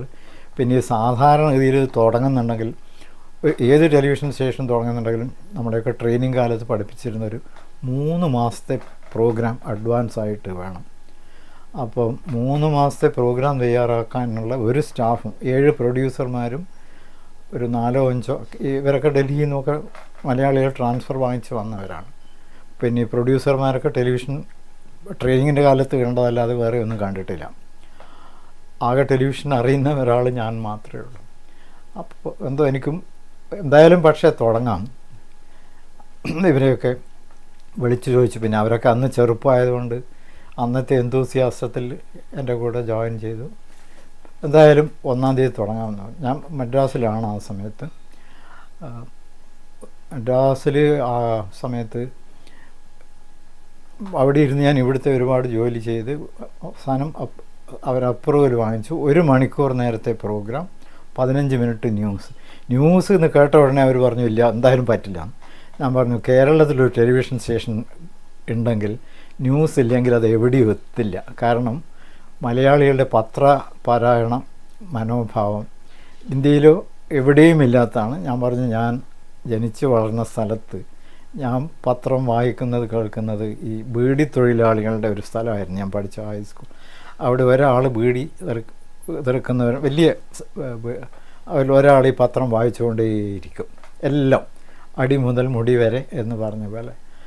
പിന്നെ മാത്രമല്ല ഏറ്റവും കൂടുതൽ പത്രമില്ലാതെ മലയാളി ഉണർന്നെഴുന്നേൽക്കില്ലല്ലോ, അത് പറഞ്ഞു. അപ്പോൾ പറഞ്ഞു നോക്കട്ടെ, റിസ്ക് എന്തായാലും വലിയ സാഹസമാണ്. പിന്നെ ഭാഗ്യവശാൽ അവർക്കൊക്കെ എന്നെ വലിയ കാര്യമായിരുന്നുകൊണ്ട് എൻ്റെ പേഴ്സണൽ റിസ്കിൽ 1-ാം തീയതി തുടങ്ങാൻ സമ്മതിച്ചു. 2 തുടങ്ങിക്കഴിഞ്ഞ് 1 മണിക്കൂർ പരിപാടി, ബാക്കി ന്യൂസ്, ബാക്കിയെല്ലാം ഡൽഹിയിലെ. അങ്ങനെയാണ് തിരുവനന്തപുരത്ത് തുടങ്ങിയത്. 84 ഡിസംബർ 10-ാം തീയതിയോ മറ്റാണ് എന്നെ ഇവിടത്തേക്ക് ഡയറക്ടറായി നിയമിച്ചുകൊണ്ട് മദ്രാസിൽ ഓർഡർ വന്നത്. അത് കഴിഞ്ഞിട്ട് പിന്നെ ജോയിനിങ് ടൈമൊന്നും എടുക്കാൻ പാടില്ല, പിറ്റേ ദിവസം വന്ന് ജോയിൻ ചെയ്യണം. കാരണം ഇത് 1-ാം തീയതി തുടങ്ങണമെന്നുണ്ടെങ്കിൽ അത് പറഞ്ഞാൽ അറിയിക്കാൻ എനിക്ക് പ്രയാസമാണ്. ഒരു 18 മണിക്കൂർ ഞാൻ ആ സമയത്ത് ജോലി ചെയ്തിട്ടുണ്ട്. ഇത് തുടങ്ങുന്ന സമയത്തും അത് കഴിഞ്ഞ് പിന്നീടും. പിന്നെ ഇത് ഒന്ന് തയ്യാറെടുക്കണം. ഇനാഗുറൽ ഫംഗ്ഷൻ വളരെ ഗംഭീരമായിരിക്കണം എന്ന് കേരളത്തിലെ ഗവൺമെൻറ് അന്ന് സെക്രട്ടേറിയറ്റിലെ വലിയ ഉദ്യോഗസ്ഥന്മാരൊക്കെ വളരെ സപ്പോർട്ടീവായി. കാളീശ്വരൻ ഹോം സെക്രട്ടറിയാണ്. അദ്ദേഹം പറഞ്ഞു, ഇവിടെ പലപ്പോഴും വരുമ്പോഴേ ഇവിടെ കാത്തുനിന്ന് പാസ് എടുക്കണ്ടേ, അതൊന്നും വേണ്ട, ഞാനൊരു പാസ് തരാം. സെൻട്രൽ ഗവൺമെൻറ് ഉദ്യോഗസ്ഥന്മാർക്ക് ഒന്നും കൊടുക്കാറില്ല, പക്ഷേ ഒരു പാസ് തരാം. അതുകൊണ്ട് എനിക്ക് ഏത് സമയത്തും സെക്രട്ടേറിയറ്റിലെ ഈ കടമ്പൊന്നും ഇല്ല. അപ്പോൾ അവിടെയുള്ള പല ആളുകളും, ട്രാൻസ്പോർട്ട് മന്ത്രി ആർ ബാലകൃഷ്ണപിള്ള, അവിടെ കൊടപ്പനക്കുന്നിൽ വെള്ളം കിട്ടാത്തപ്പോൾ ഒരു ട്യൂബ് ഒരു വയലിൽ കുഴിച്ച് പമ്പ് ചെയ്യാമെന്ന്, അന്ന് വിജയകുമാർ അവിടുത്തെ MLA ആയിരുന്നു, പിന്നീട് സ്പീക്കറായി. അദ്ദേഹം വളരെ ഇതായിട്ട് സപ്പോർട്ട് ചെയ്തു. അവിടുത്തെ ലോക്കൽ ആളുകളെയൊക്കെ ഇത് ചെയ്തു. പിന്നീട് ഓഫ് കോഴ്സ് പൈപ്പ് ഇതൊക്കെ കിട്ടി. അപ്പോൾ 1 മണിക്കൂർ നേരത്തെ പ്രോഗ്രാം. പിന്നെ ഈ മിക്കവാറും ഒരു പക്ഷേ അന്ന് എനിക്ക് വളരെ വലിയ ആവേശമൊക്കെ ഉണ്ടായിരുന്നു. തിരുവനന്തപുരത്തിനൊരു പേര് കിട്ടണം.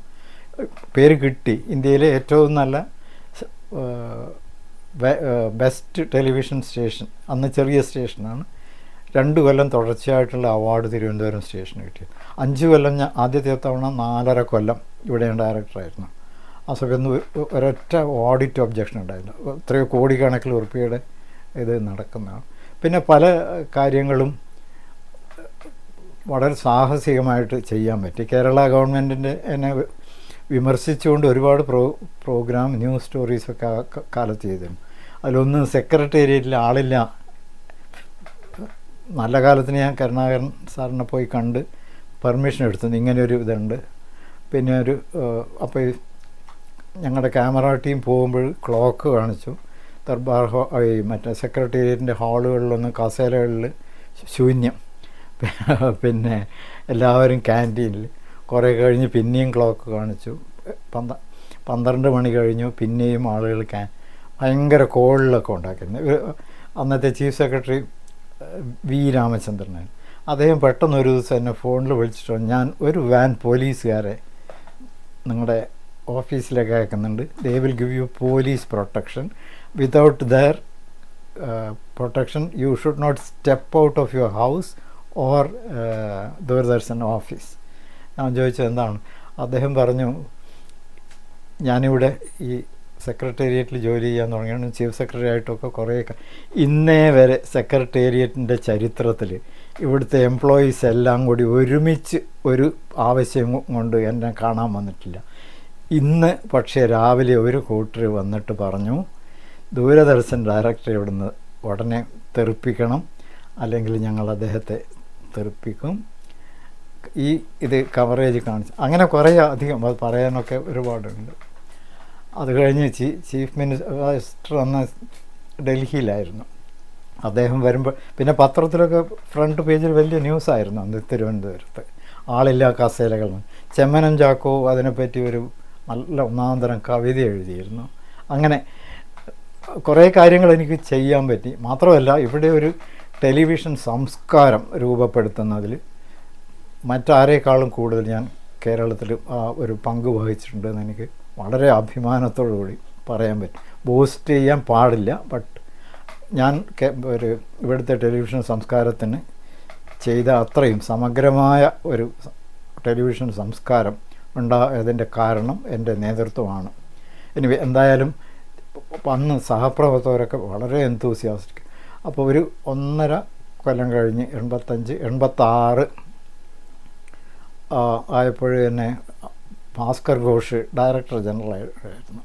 86 ഈ തിരുവനന്തപുരം സ്റ്റേഷനിൽ പിന്നെയും ഇത് ചെയ്തിട്ടില്ല. കാരണം മെയിൻ സ്റ്റുഡിയോ വളരെ ആ കാലത്ത് ഇന്ത്യയിലെ ഏറ്റവും വലിയ ടെലിവിഷൻ സ്റ്റുഡിയോ ആണ്. അതിൻ്റെ ഇൻസ്റ്റലേഷൻ കഴിഞ്ഞിട്ടില്ല. ഇത് 1 മണിക്കൂറിന് സാധാരണഗതിയിൽ 3 മണിക്കൂറുള്ളൊരു ഫുൾ ഫ്ലഡ്ജ്ഡ് സ്റ്റേഷനാവണം. അതൊരു സ്വകാര്യ മോഹമായിരുന്നു. അപ്പോൾ 86 അന്നത്തെ DG ഭാസ്കർ ഘോഷ് എന്നെ വിളിച്ചിട്ട് പറഞ്ഞു, ഒരു തിരുവനന്തപുരത്ത് ഏതായാലും അദ്ദേഹം ഇവിടെ 2 പ്രാവശ്യം വന്നിരുന്നു ഈ സ്റ്റുഡിയോയുടെ ഇത് സ്പീഡപ്പ് ചെയ്യാൻ വേണ്ടിയിട്ട്. അപ്പോൾ അദ്ദേഹത്തിനെ പറ്റി ഞാൻ പുതിയ ആളാണ്, ഞാൻ പുതിയ ആളാണ്. കാരണം ഞാൻ ഡൽഹിയിൽ മീറ്റിങ്ങിനൊക്കെ പോയി കണ്ടതല്ല. അദ്ദേഹം ഇവിടെ വന്ന് 2 ദിവസം താമസിച്ച് കംപ്ലീറ്റ് ആയിട്ട് ഇത്. അദ്ദേഹം പറഞ്ഞു ഇനി ഇപ്പോഴും തിരുവനന്തപുരത്ത് ഇരിക്കാൻ പാടില്ല, you should go to a bigger station എന്ന് പറഞ്ഞ് അദ്ദേഹം പറഞ്ഞു ഞാൻ ബോംബെയിലേക്ക് ട്രാൻസ്ഫർ ചെയ്യുകയാണ്. ഒന്ന് എനിക്കൊരു സ്വകാര്യ മോഹം ഉണ്ടായിരുന്നു ഇവിടെ തന്നെ ഇത് ഒരു ഫുൾ ഏതായാലും തുടങ്ങി, അതുവരെ ഒന്ന് കണ്ടിന്യൂ. അത് കഴിഞ്ഞ് കൃഷ്ണകുമാർ സഹമന്ത്രിയായിരുന്നു എസ് കൃഷ്ണകുമാർ, വാർത്താവിതരണ പ്രക്ഷേപണ വകുപ്പിൻ്റെ. അദ്ദേഹമായിട്ട് എനിക്കൊരിക്കലും സ്വരച്ചേർച്ച ഉണ്ടായിരുന്നില്ല. കാരണം അദ്ദേഹത്തിൻ്റെ പല ആവശ്യങ്ങളും എനിക്ക് നിറവേറ്റാൻ കഴിയുന്നതായിരുന്നില്ല. അപ്പോൾ പക്ഷേ ഈ സമയത്ത് എനിക്ക് ട്രാൻസ്ഫർ വരുന്നു പറഞ്ഞപ്പോൾ ഞാൻ ആ സമയത്ത് എവിടെയെങ്കിലും ഒരു ഇത് വേണ്ടേ. അപ്പോൾ തിരുവനന്തപുരത്ത് ഒരു ഫ്ലാറ്റിന്, ഹൗസിംഗ് ബോർഡിൻ്റെ ഫ്ലാറ്റിന് തീരാൻ വേണ്ടി നിൽക്കുകയായിരുന്നു. അത് തീർന്നു കഴിഞ്ഞാൽ പിന്നെ എവിടെയെങ്കിലും പോവാം, കാരണം ഒരു ബേസ് ജീവിതത്തിൽ ആവും. ഞാൻ അത് പറഞ്ഞു. അപ്പോൾ പറഞ്ഞുവെന്നോ ഏത് സമയത്ത് വേണമെങ്കിലും ബോംബെയിൽ നിന്ന് തിരുവനന്തപുരത്തേക്ക് ടൂറായിട്ട് പോകാമല്ലോ.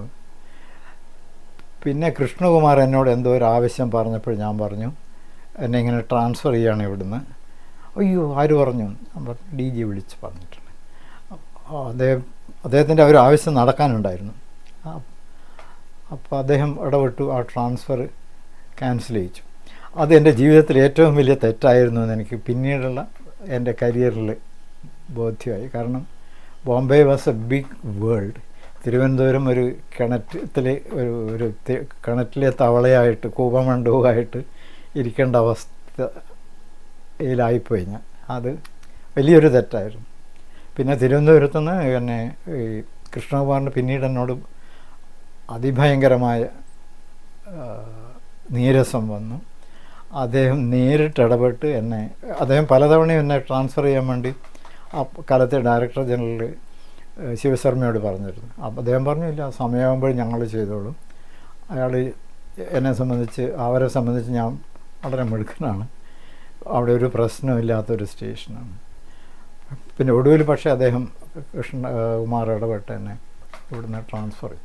പക്ഷേ അപ്പോഴത്തേക്ക് 87 തിരുവനന്തപുരം ദൂരദർശൻ ഒരു ഫുൾ ഫ്ലഡ്ജ്ഡ് കേന്ദ്രമായി. ഇന്ന് പല ടെലിവിഷൻ ചാനലുകളും ഫോളോ ചെയ്യുന്ന ആ കാലത്ത് ഞങ്ങൾ ചെയ്ത അതേ പ്രോഗ്രാമിംഗ് പാറ്റേൺ, എന്തെങ്കിലും ഇന്നൊവേഷൻ ടെലിവിഷനിൽ ചെയ്യാൻ പറ്റും അതൊക്കെയും ഞങ്ങൾ ചെയ്തിട്ടുണ്ട്. ഞാനതിന് നേതൃത്വം കൊടുത്തിട്ടുണ്ട്. ആ കാലത്തെ സഹപ്രവർത്തകർ അഹമഹമികയായി അതിന് പിന്തുണ. ഞാൻ വളരെ കർശനമായി അവരെ കൊണ്ട് ജോലി ചെയ്യിച്ചിരുന്നു. പിന്നെ സ്റ്റേഷനിൽ അച്ചടക്കം നിലനിർത്താൻ വേണ്ടിയൊക്കെ ഞാൻ വളരെ കർശനമായ നിലപാടെടുത്തിരുന്നു. അതിൽ യാതൊരു ഇതും ഇളവും അനുവദിച്ചിരുന്നില്ല.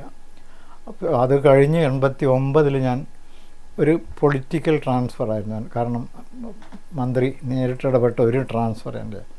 അത് കഴിഞ്ഞ് പിന്നീട് വന്ന ജനതാ ഗവൺമെൻറ് എൻ്റേതൊരു പൊളിറ്റിക്കൽ ട്രാൻസ്ഫർ ആയിരുന്നുകൊണ്ട് അന്ന് KP ഉണ്ണികൃഷ്ണൻ മന്ത്രിയായിരുന്നു. അദ്ദേഹം പറഞ്ഞു എന്നെ ഒരു ദിവസം ഉപേന്ദ്രയുടെ secretary G Balagopal IAS officer ഉണ്ടായിരുന്നു. തിരുവനന്തപുരത്തുകാരനാണ്. ഇവിടുത്തെ പ്രഗത്ഭരായ IG ഗോപാലൻ സാറിൻ്റെയും ചിത്ര ഗോപാലിൻ്റെയും മകൻ, എൻ്റെ നല്ല സുഹൃത്താണ്. അദ്ദേഹം ഉപേന്ദ്രയുടെ സെക്രട്ടറിയായി. ഒരു ദിവസം രാത്രിയിൽ ഞാൻ ഡൽഹിയിൽ ആ സമയത്ത് പോയപ്പോഴാണ് ഒരു 89 ജനറൽ ലോക്സഭയിലേക്കുള്ള പാർലമെൻറ്റിലേക്കുള്ള ജനറൽ ഇലക്ഷൻ നടന്നു. അതിൻ്റെ കോർഡിനേഷൻ മുഴുവൻ ഞാനാണ് ചെയ്തത്. ഇന്ത്യയിൽ ആദ്യമായിട്ടൊരു തെരഞ്ഞെടുപ്പ് ഒരു വിധത്തിലുള്ള ഇടപെടലും ഇല്ലാതെ സ്വതന്ത്രമായി ടെലികാസ്റ്റ് ചെയ്യാൻ ഞങ്ങൾക്ക് കഴിഞ്ഞിരുന്നു. ഞാൻ കോർഡിനേറ്റർ എന്നല്ല, എൻ്റെ ഒരു കൊലീഗ് ആലപ്പുഴയിൽ ബന്ധങ്ങളുടെ ഒരു സുബ്രഹ്മണ്യം, ഞങ്ങൾ 2 പേരും കൂടിയാണ് അത് ചെയ്തത്. അപ്പോൾ അതുകൊണ്ട് എനിക്ക് ഡൽഹിയിലും പിന്നെ ഈ സാമാന്യ നല്ല പേരുണ്ടായിരുന്നു. അപ്പോൾ ഈ ബാലഗോപാൽ ഈ തെരഞ്ഞെടുപ്പൊക്കെ കഴിഞ്ഞ് പിന്നെ ഞാൻ ഒരു ദിവസം ക്രിസ്മസിൻ്റെ സമയത്ത് തിരുവനന്തപുരത്തേക്ക്, കാരണം എൻ്റെ കുടുംബം ഇവിടെ തന്നെ, ഇവിടെ വന്നപ്പോൾ പിന്നെ ഒരാഴ്ച ലീവ് എടുത്ത് വന്നപ്പോൾ ഒരു ദിവസം ഉണ്ണികൃഷ്ണൻ എന്നെ വിളിച്ചിട്ട് പറഞ്ഞു, എവിടെയാ എന്ന് വെച്ചാൽ ഞാൻ പറഞ്ഞു ഞാൻ തിരുവനന്തപുരത്ത്. തിരുവനന്തപുരത്തായിട്ടിരിക്കുക, എപ്പോഴാണ് തിരിച്ചു വരുന്നതെന്ന് ചോദിച്ചു. ഞാൻ പറഞ്ഞു വരുന്ന ആഴ്ച തിരിച്ച് വന്ന ഉടനെ എന്നെ കാണണമെന്ന്. പക്ഷേ ഞാൻ പോയി പിറ്റേ ദിവസം ഓഫീസിൽ ഒരു ദിവസം വൈകുന്നേരം അവിടെയൊക്കെ ധാരാളം ജോലിയുണ്ട്, ഒരു രാത്രി 8 മണി വരെയൊക്കെ ഇരുന്ന് ജോലി ചെയ്യേണ്ടി വരും. ഈ ബാലഗോപാൽ, ഞാൻ മുൻപ് പറഞ്ഞ ബാലഗോപാൽ എന്നെ ഫോണിൽ വിളിച്ചിട്ട് പറഞ്ഞു, പിന്നെ ഒരു 6-7 മണിയാകുമ്പോൾ വിളിച്ചിട്ട് പറഞ്ഞു ഓഫീസ് വിടുന്നതിന് മുൻപ് എന്നെ ഒന്ന് വിളിക്കണം, I have to talk to you something very important. ശരി, ഞാൻ ഓഫീസ് വിടുന്ന സമയത്ത് വിളിച്ചിട്ട് പറഞ്ഞു മന്ത്രി ഒരു ഓർഡർ ഇഷ്യൂ ചെയ്യുന്നുണ്ട്, എനിക്കിഷ്ടമുള്ള ഏത് സ്റ്റേഷനിലേക്കും ട്രാൻസ്ഫർ ചെയ്യണം ഡൽഹി ഡയറക്ടറേറ്റിൽ നിന്ന്. അപ്പോൾ എവിടെയാണ് ഇഷ്ടം എന്ന് ചോദിച്ചു. ഞാൻ പറഞ്ഞു എനിക്ക് മദ്രാസാണ് ഇഷ്ടം, കാരണം അവിടെ ഒരു താമസിച്ച കാലം ഒരു നല്ലൊരു സിറ്റി, നല്ല ആളുകൾ, പിന്നെ നമുക്ക് ഇടപഴകാൻ പറ്റിയവരാണ്. ഓഫ് കോഴ്സ് രാഷ്ട്രീയക്കാരോടൊന്നും അടുക്കാൻ പറ്റില്ല. എനിക്ക് MG രാമേന്ദ്രനുമായിട്ടൊരു ഇഷ്യൂ ഉണ്ടായ സമയത്ത് അദ്ദേഹത്തെ നേരിട്ട് ബന്ധപ്പെടണമെങ്കിൽ ഒരു 5-6 ലെവലിൽ ഇത് ചെയ്യണം. തിരുവനന്തപുരത്ത് വന്നപ്പോൾ അതിൻ്റെ ഒരു കോൺട്രാസ്റ്റ് ആയിരുന്നു. ഏത് മന്ത്രിയെയും നേരിട്ട് ഫോണിൽ വിളിക്കാൻ പറ്റുമായിരുന്നു, അങ്ങനെയല്ല തമിഴ്. എന്നാലും പക്ഷേ എനിക്ക് അവിടെ വളരെ ഇഷ്ടമായിരുന്നു. എൻ്റെ ഭാര്യയ്ക്ക് മദ്രാസ് വളരെ ഇഷ്ടം. അപ്പോൾ ഞാൻ പറഞ്ഞു മദ്രാസിലേക്ക് പോകാൻ എനിക്ക് താല്പര്യമുണ്ട്. അപ്പോൾ പല പറഞ്ഞു ഏതായാലും നാളെ വിളിക്കാം, ഫാമിലിയോടും കൂടി ഒന്ന് ചോദിച്ചു നോക്കുന്നുണ്ട്. അപ്പോൾ ഞാൻ രാഗിണിയെ വിളിച്ച് ചോദിച്ചു. പിറ്റേ ദിവസം പിന്നെ ഉണ്ണികൃഷ്ണനെ കാണണമെന്ന്, വീട്ടിൽ പോയി കാണണമെന്നാണ്. അപ്പോൾ ചെന്ന് അദ്ദേഹത്തിന് ഞാൻ ICRൽ ജോലി ചെയ്യുന്ന കാലം തൊട്ടറിയാം. അദ്ദേഹം പറഞ്ഞു എന്തിനാണ് മദ്രാസ് പോകുന്നത്, തിരിച്ച് തിരുവനന്തപുരത്തേക്ക് പോകണം, അത് ഞങ്ങളുടെയൊക്കെ ഒരു ആവശ്യമാണ്, because yours is A political transfer. അങ്ങനെയാണ് ഞാൻ രണ്ടാമത് തിരുവനന്തപുരത്ത് വന്ന് അവിടുന്ന് പിന്നെ ഒരു 2 കൊല്ലത്തിനുള്ളിൽ തിരിച്ച് വീണ്ടും ഡൽഹിയിൽ പോയി. 1980 81 ആണെന്ന് എനിക്ക് ഓർമ്മ, നോക്കേണ്ടി വരും. South Indian film chamber of commerce South Indian ഫിലിംസിൻ്റെ ഒരു ഗോൾഡൻ ജൂബിലി സെലിബ്രേഷൻ വളരെ വലിയ തോതിൽ നടത്തി. ഒരു 4-5 ദിവസം. സൗത്ത് ഇന്ത്യൻ ഫിലിംസ് എന്ന് പറയുന്നത് തമിഴ്, തെലുങ്ക്, കന്നഡ, മലയാളം. അന്ന് സിനിമയുടെ കേന്ദ്രം മദ്രാസാണ്. അപ്പോൾ നീലം സഞ്ജീവ റെഡ്ഡി പ്രസിഡൻ്റാണ്. അദ്ദേഹമാണ് വന്നിട്ട് അതിന് വിളക്ക് കൊളുത്തിയത്. അപ്പോൾ ഞങ്ങൾ ആ ഫങ്ഷൻ മദ്രാസ് യൂണിവേഴ്സിറ്റി സെനറ്റ് ഹാളിലായിരുന്നു. അത് കവർ ചെയ്തു, ഒരു വലിയ റിപ്പോർട്ടൊക്കെ കൊടുത്തു. വളരെ ഒരുപാട് ആളുകൾക്ക്, അന്ന് തമിഴ്നാട് സിനിമയുടെ സ്ഥലമായതുകൊണ്ട് ആയിരക്കണക്കിനാണ് കത്തുകൾ വന്നത്, വിളികൾ വന്നത്, എത്ര നന്നായി ചെയ്തിട്ടുണ്ട്. പിന്നെ എല്ലാവർക്കും സിനിമാ സ്റ്റാർസിനെ കാണാൻ വലിയ ഇഷ്ടമല്ല. അപ്പോൾ അതൊക്കെ കഴിഞ്ഞ് ഒരു 4ാമത്തെ ദിവസം ടെലികാസ്റ്റ് കഴിഞ്ഞിട്ട്, അന്ന് അവിടുത്തെ ഡയറക്ടർ ലീവാണ്, എനിക്ക് ഡെപ്യൂട്ടി ഡയറക്ടർ എന്നുള്ള ലെജിസ്ലേഷൻ്റെ ചാർജുണ്ട്. അന്നത്തെ Tamil Nadu information public relations director, ഒരു IAS ഓഫീസർ സുന്ദരം, അദ്ദേഹം എനിക്ക് എന്നെ ഫോണിൽ വിളിച്ചിട്ട് പറഞ്ഞു ഒരു കാര്യം പറയാനുണ്ട്, നിങ്ങൾ വളരെ ജാഗ്രതയോടുകൂടി ഇരിക്കണം, തലൈവർ ദൂരദർശൻ ഒഴിക എന്ന് പറഞ്ഞ് വളരെ കോപപ്പെട്ടിരിക്കുകയാണ്. പിന്നെ എന്താ കാരണം എന്ന് ആർക്കും അറിഞ്ഞുകൂടാ, അതുകൊണ്ട് സൂക്ഷിക്കണം എന്ന് പറഞ്ഞു. അപ്പോൾ പിന്നെ ഞാൻ പറഞ്ഞു എന്താ കാരണമെന്ന് അറിയണമല്ലോ. അദ്ദേഹത്തിന് എന്നെ അറിയാമായിരുന്നു, കാരണം സ്റ്റേഷനിൽ പ്രോഗ്രാമിനൊക്കെ വരുമ്പോൾ വലിയ ആൾക്കൂട്ടം. എനിക്ക് തോന്നുന്നില്ല കേരളത്തിൽ അങ്ങനെ ഒരു ആൾക്കൂട്ടം ഉണ്ടാകുന്നു. ഞങ്ങളുടെ ആഡംസ് റോഡ്, ചേപ്പാക്കൽ ആഡംസ് റോഡിലാണ് TV സ്റ്റേഷൻ. അപ്പോൾ ഈ മദ്രാസ് യൂണിവേഴ്സിറ്റിയുടെ ആഡംസ് ബ്രിഡ്ജിന് തൊട്ട് മുമ്പ് അവിടെ മുതൽ ഇദ്ദേഹം കാറിൽ വന്നിറങ്ങുമ്പോൾ കാണാൻ വേണ്ടി ഗേറ്റിൽ കൂടി ഇങ്ങനെ പാസ് ചെയ്യുന്നത് കാണാനാണ്, ആളുകൾ കൂട്ടമായിട്ടിരിക്കുക. അവിടെ റെക്കോർഡിങ്ങിന് ഇടയ്ക്ക് വരുമായിരുന്നു. അപ്പോൾ അദ്ദേഹം അതുകൊണ്ട് തന്നെ പരിചയമുണ്ട്. പിന്നെ ഈ കാരണം അദ്ദേഹത്തെ കണ്ടാൽ ഇത് അറിയാമല്ലോ. അപ്പോൾ ഞാൻ അദ്ദേഹത്തോട്, എൻ്റെ secretary Sivasailam, chief minister secretary, IAS officer, information public റിലേഷൻസിൻ്റെ സെക്രട്ടറി, വേറെ ഉയർന്ന ഉദ്യോഗസ്ഥർ, ഇവരോടൊക്കെ ചെന്ന് കണ്ടിട്ട് പറഞ്ഞു എനിക്കൊന്ന് അദ്ദേഹത്തെ കാണാനൊരു അപ്പോയിൻമെൻറ്റ് വാങ്ങിത്തരണം. അവർ പറഞ്ഞു ഞങ്ങളൊക്കെ നിസ്സഹായരാണ്. ദൂരദർശൻ എന്ന വാക്ക് കണ്ട അദ്ദേഹത്തിൻ്റെ മുഖം കേട്ടാൽ മുഖം ചുവന്ന് പൊട്ടിത്തെറിക്കും, നമ്മളെ കാട്ടി പുറത്താക്കുന്നൊക്കെ. എന്ത് ചെയ്യും? അത് കഴിഞ്ഞ് പിറ്റേ ദിവസം ഒരു തമിഴ്നാട്ടിലെ മന്ത്രിമാരൊക്കെ അല്ലെങ്കിൽ ടെലിവിഷനിൽ കവറേജിന് വേണ്ടി ഇവരൊക്കെ ഓരോരുത്തരെയും വിളിച്ച് പറയും. അങ്ങനെയുള്ള ആളുകളൊക്കെ പിന്നെ ഫംഗ്ഷന് വരാതായി. പിന്നെ ഏതോ ഒരു സെൻട്രൽ ഗവൺമെൻറ് ഫംഗ്ഷന് ഞങ്ങളുടെ ക്യാമറ ടീം കവറേജിന് പോയപ്പോൾ ഈ പോലീസുകാർ, അമേരിക്കയിൽ തുമ്മിയാൽ യൂറോപ്പ് തെറിക്കും എന്ന് പറഞ്ഞതുപോലെ പോലീസുകാർ ഞങ്ങളുടെ ഒരു ക്യാമറമാനെ പിടിച്ച് അടിച്ചു. അവർ വന്നിട്ട് പറഞ്ഞു ഞങ്ങൾക്ക് ഇനി ജോലി ചെയ്യാൻ പറ്റില്ല, ഞങ്ങൾ നാളെ മുതൽ സ്ട്രൈക്ക് ചെയ്യും. അടി കൊണ്ടാൽ ആരായാലും പറയും. പിന്നെ പറഞ്ഞു ഇനി നാളെ മുതൽ, അത് പക്ഷേ ഒഫീഷ്യലായിട്ട് പറഞ്ഞു, പക്ഷേ അൺഒഫീഷ്യലായി ഓഫീസിൽ തന്നെയുള്ള കൊലീഗ്സ് വന്നിട്ട് പറഞ്ഞു തമിഴ്നാട് ഗവൺമെൻറ് വാട്ടർ സപ്ലൈയും ഇലക്ട്രിസിറ്റിയും കട്ട് ചെയ്യുമെന്ന് പറഞ്ഞിട്ടുണ്ട്. അപ്പോൾ പിന്നെ അവിടെ ഒരു നിലനിൽപ്പില്ല. ഞാനൊരു ദിവസം വൈകുന്നേരം വളരെ ടെൻഷൻ ആയിട്ട് ഓഫീസിൽ നിന്ന് വീട്ടിൽ വന്നപ്പോൾ എൻ്റെ ചെറിയ മകന് ഭയങ്കര പനി, ശ്വാസം മുട്ടലൊക്കെ. സാധാരണ ഞങ്ങൾ അവിടെ പോകുന്നൊരു മലയാളി ഡോക്ടറുണ്ട്, ഡോക്ടർ കെ ജഗദീശൻ, KJ ഹോസ്പിറ്റൽ, മദ്രാസിലെ പേരുകേട്ട ഹോസ്പിറ്റലാണ്. ഡോക്ടർ ജഗദീശൻ കൊല്ലത്തുകാരനാണ്. അദ്ദേഹത്തിൻ്റെ ഭാര്യ കണ്ണൂരുകാരിയാണ്, മീര. വളരെ അടുപ്പമുള്ളൊരു ഫാമിലി. ഞാൻ നേരെ മകനെയും കൂട്ടി ഹോസ്പിറ്റലിൽ പോയി. ഡോക്ടർ അവിടെ പോയാൽ കുട്ടിയെ മറ്റു ഡോക്ടർമാരൊക്കെ നോക്കും. ഞാൻ അവിടെ പോയിരുന്ന ഡോക്ടർ തമാശയൊക്കെ പറയും. ഡോക്ടർ എത്രയും നല്ലൊരു ഡോക്ടറെ ഞാൻ കണ്ടിട്ടില്ല. അദ്ദേഹത്തോട് ഞാനിങ്ങനെ റെസ്പോണ്ട് ചെയ്യും. അദ്ദേഹം ചോദിച്ചു എന്താ what's your problem, you are not in your elements. ഞാൻ പറഞ്ഞു ഡോക്ടറെ എനിക്കൊരു ഭയങ്കര പ്രശ്നമുണ്ട്. അപ്പോൾ എന്താ MGR ഇങ്ങനെ ഒരു പ്രശ്നം, ഞാനിത് മുഴുവൻ വിശദീകരിക്കും. അപ്പം അദ്ദേഹത്തെ കണ്ടാൽ പ്രശ്നം തീരുമോ? ഞാൻ പറഞ്ഞു തീരും എന്നാണ് ഞാൻ വിചാരിക്കുന്നത്. ഒന്നുമില്ലെങ്കിൽ അദ്ദേഹത്തിൻ്റെ ദേഷ്യത്തിൻ്റെ കാരണം എന്താണെന്ന് അറിയാമല്ലോ. അപ്പോൾ പറഞ്ഞു ഒരൊരാളോട് പുറത്ത് പറയാൻ പാടില്ല, ഭാര്യയോട് പോലും പറയാൻ പാടില്ല, ഞാൻ ഒന്ന് ശ്രമിച്ച് നോക്കട്ടെ അദ്ദേഹത്തെ കാണാൻ പറ്റുമോ. അത് കഴിഞ്ഞ് ഞങ്ങൾ വീട്ടിലേക്ക് തിരിച്ചു പോയി. രാത്രി 8 മണിയൊക്കെ.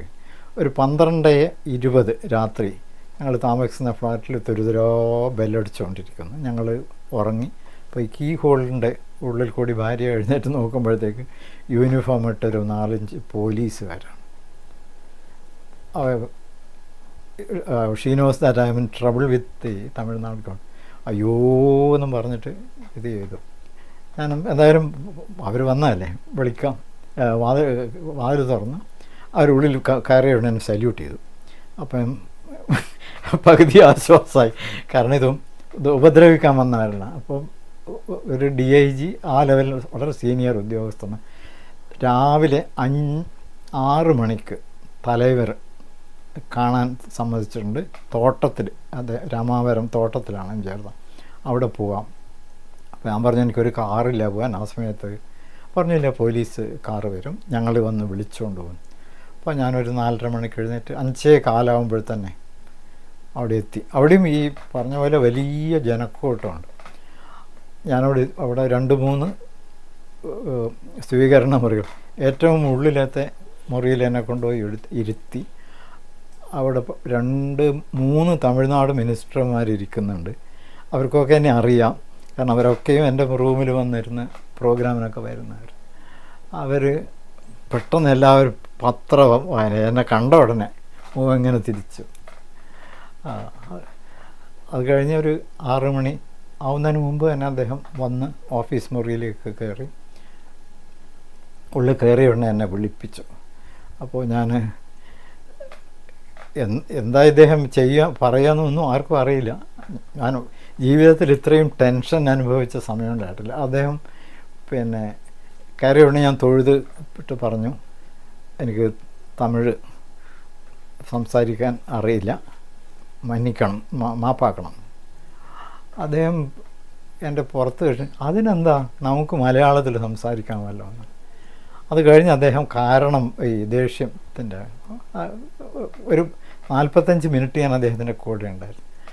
അദ്ദേഹം പറഞ്ഞു നിങ്ങളുടെ ഓഫീസിൽ ഈ ഇത് ഫെസ്റ്റിവൽ നടന്ന എൻ്റെ കവറേജ് വളരെ ഗംഭീരമായിട്ട് ഇത് ചെയ്തു. പിന്നെ സഞ്ജീവ് റെഡ്ഡിക്ക് വിളക്ക് തെളിക്കാൻ, വലിയ വിളക്കല്ലേ, തെളിക്കാനൊരു കുത്തു വിളക്ക് എടുത്തു കൊടുത്തു ഒരാൾ. ആ കുത്തു വിളക്ക് എടുത്തു കൊടുക്കുന്നത് എന്തുകൊണ്ട് കാണിച്ചിട്ടില്ല, എന്തുകൊണ്ട് അമ്മുവിനെ കാണിച്ചിട്ടില്ല എന്ന് വെച്ചാൽ, എനിക്കിതാരാ അമ്മു ഒരു പിടിയില്ല. ഞാൻ പറഞ്ഞു അറിയില്ല. അതാണ് പറഞ്ഞത്, നിങ്ങളൊരു നേരെ വാ നേരെ പോ എന്ന് പറയുന്ന മനുഷ്യനാണ്. എനിക്ക് അവിടെയുള്ള ഓരോ ആളുകളെ പറ്റിയിട്ട് എൻ്റെ കയ്യിൽ റിപ്പോർട്ടുണ്ട്. അപ്പോഴും അമ്മു ആരാന്നറിയില്ല. അത് കഴിഞ്ഞ് പിന്നെ അദ്ദേഹം പറഞ്ഞു, ജയലളിത ഒരു വലിയ AIADMK പാർട്ടിയുടെ വലിയൊരു അധികാരിയാണ്, പ്രൊപ്പഗാൻഡ സെക്രട്ടറിയാണ്. അവർ പാർലമെൻറ്റിൽ മെമ്പറായിരുന്നു. അന്നേരം മെമ്പറായിരുന്നു, എനിക്ക് ഓർമ്മ പെട്ടെന്ന് പറയാൻ പറ്റില്ല. വളരെ ലീഡിങ്, പിന്നെ ഏറ്റവും അറിയപ്പെടുന്ന ഫിലിം ഹീറോയിനാണ്. അപ്പോൾ അത് കാണിക്കാതിരുന്ന മനഃപൂർവ്വമാണ്. നിങ്ങളുടെ അവിടെ DMK-കാർ ഒരുപാടുണ്ട്. അദ്ദേഹം ഒരു ലിസ്റ്റ് എടുത്ത് പോക്കറ്റിൽ നിന്ന് എടുത്ത് ഓരോരുത്തരുടെ പേരും ഒക്കെ പറഞ്ഞു. ഞാൻ പറഞ്ഞു, സാർ എനിക്ക് ഇവരുടെ ഒന്നും അവർക്ക് രാഷ്ട്രീയം ഇതിലുണ്ട് എന്ന് തോന്നിയിട്ടില്ല, അത് ശരിയാണെന്ന് തോന്നുന്നില്ല. അദ്ദേഹം പറഞ്ഞ്, എനിക്ക് അതിൻ്റെ ഉള്ളിൽ തന്നെ സ്വന്തക്കാരായ ഒരുപാട് ആളുകളുണ്ട്. പിന്നെ എനിക്ക് പോലീസിലും ഇൻ്റലിജൻസിൽ ഓരോരുത്തരെ പറ്റിയും അറിയാം. അതുകൊണ്ട് അത് നിങ്ങൾക്ക് അതറിയില്ലെന്നേ ഉള്ളൂ, നിങ്ങളെ പറ്റി അറിയുന്നത് പോലെ എനിക്ക് അവരെ പറ്റിയും അറിയാം. അപ്പോൾ എന്നിട്ട് പറഞ്ഞു, ഇത് നിങ്ങളത് ശരിയാക്കണം. എങ്ങനെ ചെയ്യാം? ഞാൻ പറഞ്ഞു, ഞാൻ കഴിയുന്നതും ശ്രമിക്കാം. ആ സമയത്തൊക്കെ നമ്മൾ 16mm പോസിറ്റീവ് ഫിലിമിലാണ് ഈ കവറേജൊക്കെ ചെയ്യുന്നത്. അന്ന് ENG ക്യാമറയൊന്നും വന്നിട്ടില്ല. ഞാൻ പറഞ്ഞു, ഞാൻ ചെന്നിട്ട് ചെയ്യാം. ആ സമയത്ത് ഞങ്ങൾക്കൊരു വേറൊരു വലിയ ഇഷ്യൂ ഉണ്ടായിരുന്നു. ഈ തമിഴ് മാനാട്, ഉലക തമിഴ് മാനാട് മധുരയിൽ 10 ദിവസം കഴിഞ്ഞാൽ 10 ദിവസം കഴിഞ്ഞ് നടക്കാൻ പോകും. അതൊരു വലിയ ഫെസ്റ്റിവലാണ്. അപ്പോൾ അതിന് കവർ ചെയ്യണമെന്നുണ്ടെങ്കിൽ ഞങ്ങളുടെ ഒരു OB van, outside broadcast van, അതിനൊരു സ്റ്റാഫ് ഒരു 50 പേരെങ്കിലും അതിൻ്റെ കവറേജിന് പോകണം.